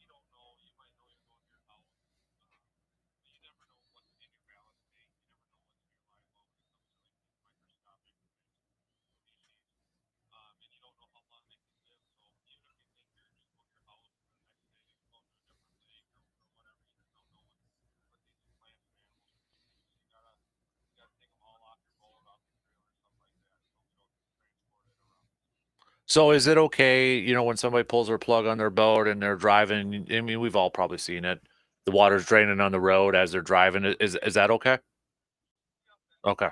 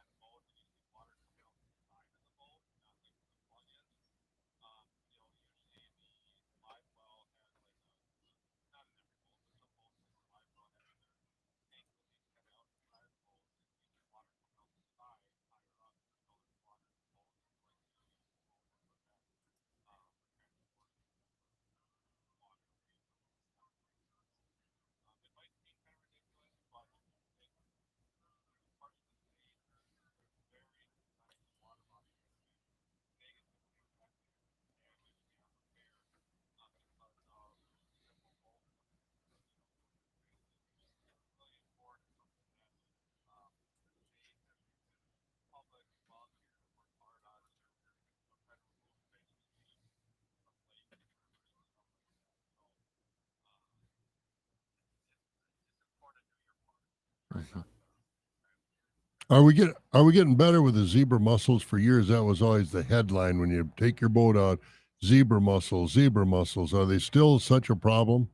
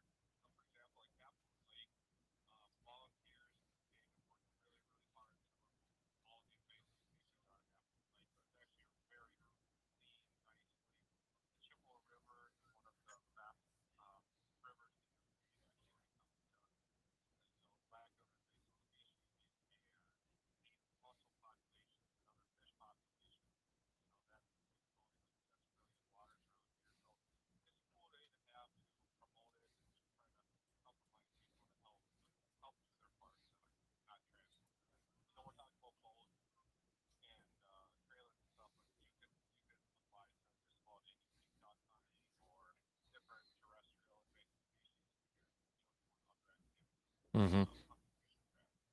I know it was this past week or past weekend or such, but maybe a reminder out there too that the northern zone for smallmouth bass harvest began back on the 15th a few days ago.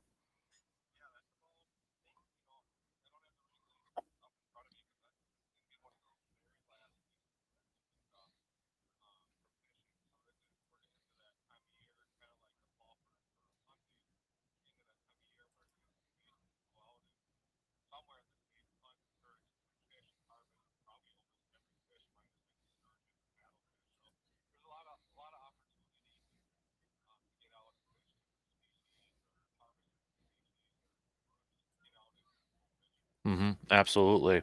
All right, Bob, did you have anything before we let Jake go and on his off day? We're No, taking I up think some time. we don't want to hold him up if he wants to go clean up his hunting land.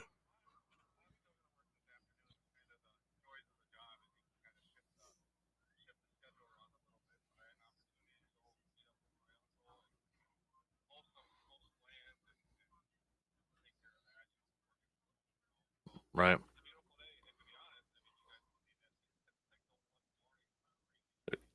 That's Boy, true. isn't it something how we've come from this spring fire, fire, fire, be careful. Now we've got so much rain and green that it's not a challenge. Still got to be careful, but Yeah. Well, compared to last year when we were talking about low river levels and being safe out here, a little bit different this year.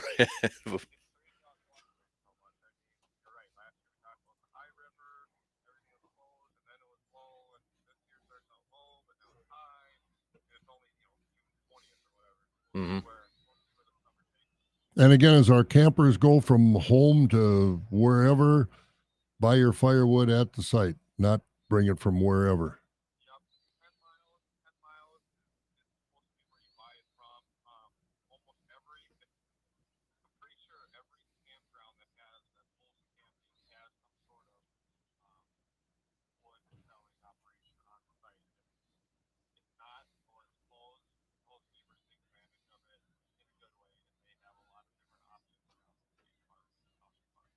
How often do you check? How often will you check a campsite and see, and how do you tell it hmm this maple wood didn't come from Dane County versus Dunn County? Or is that like a Forest Service sort of thing?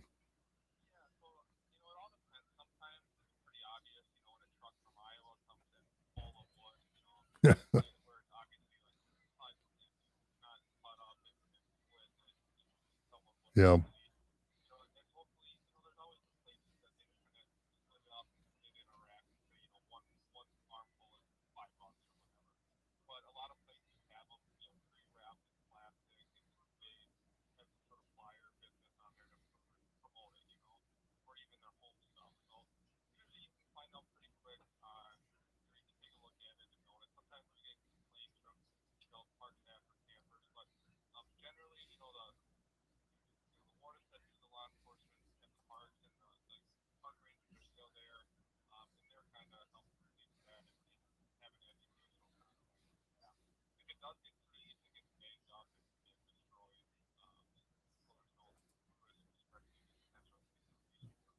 hmm How do you prove that? Say, okay, I'm going to camp at Lake Wissota State Park, and I'm coming from down south, and I stop outside the park someplace and buy a couple of bundles of firewood. When I go in, and the ranger, the warden, looks and said, "Where'd that firewood come from?" I said, "Right out here."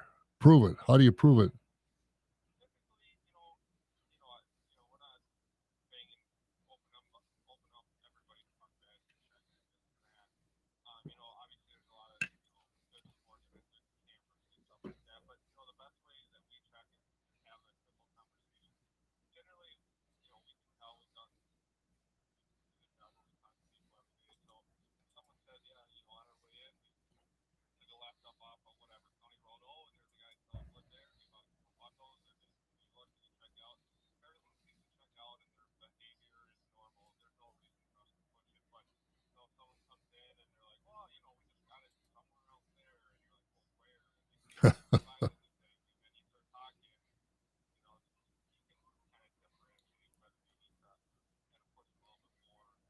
What's the fine? What's the fine for that?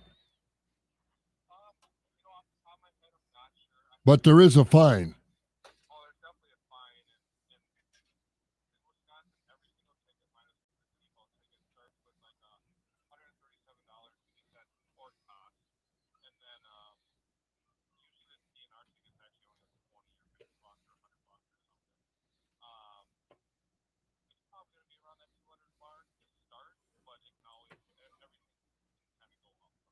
Mm-hmm. Wow, that shortens up the beer supply at the campfire.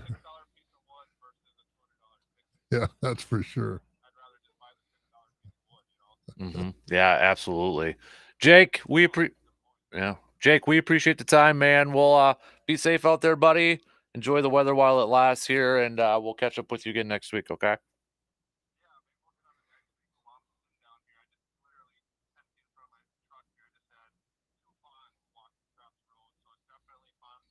Mm-hmm.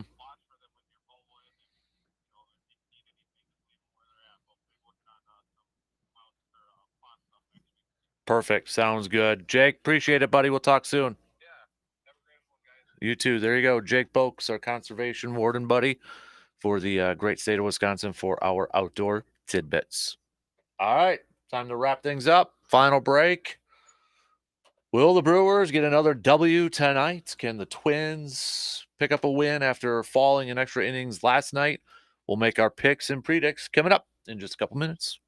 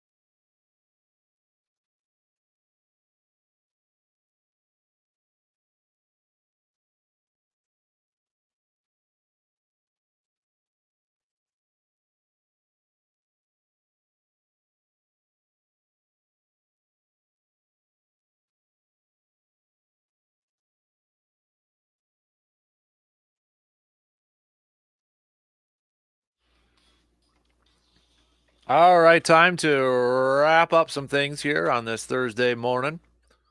Let's do some picks and predicts. Brought to you by the Elbow Room in Eau Claire, located right next to the Banbury Place in Eau Claire.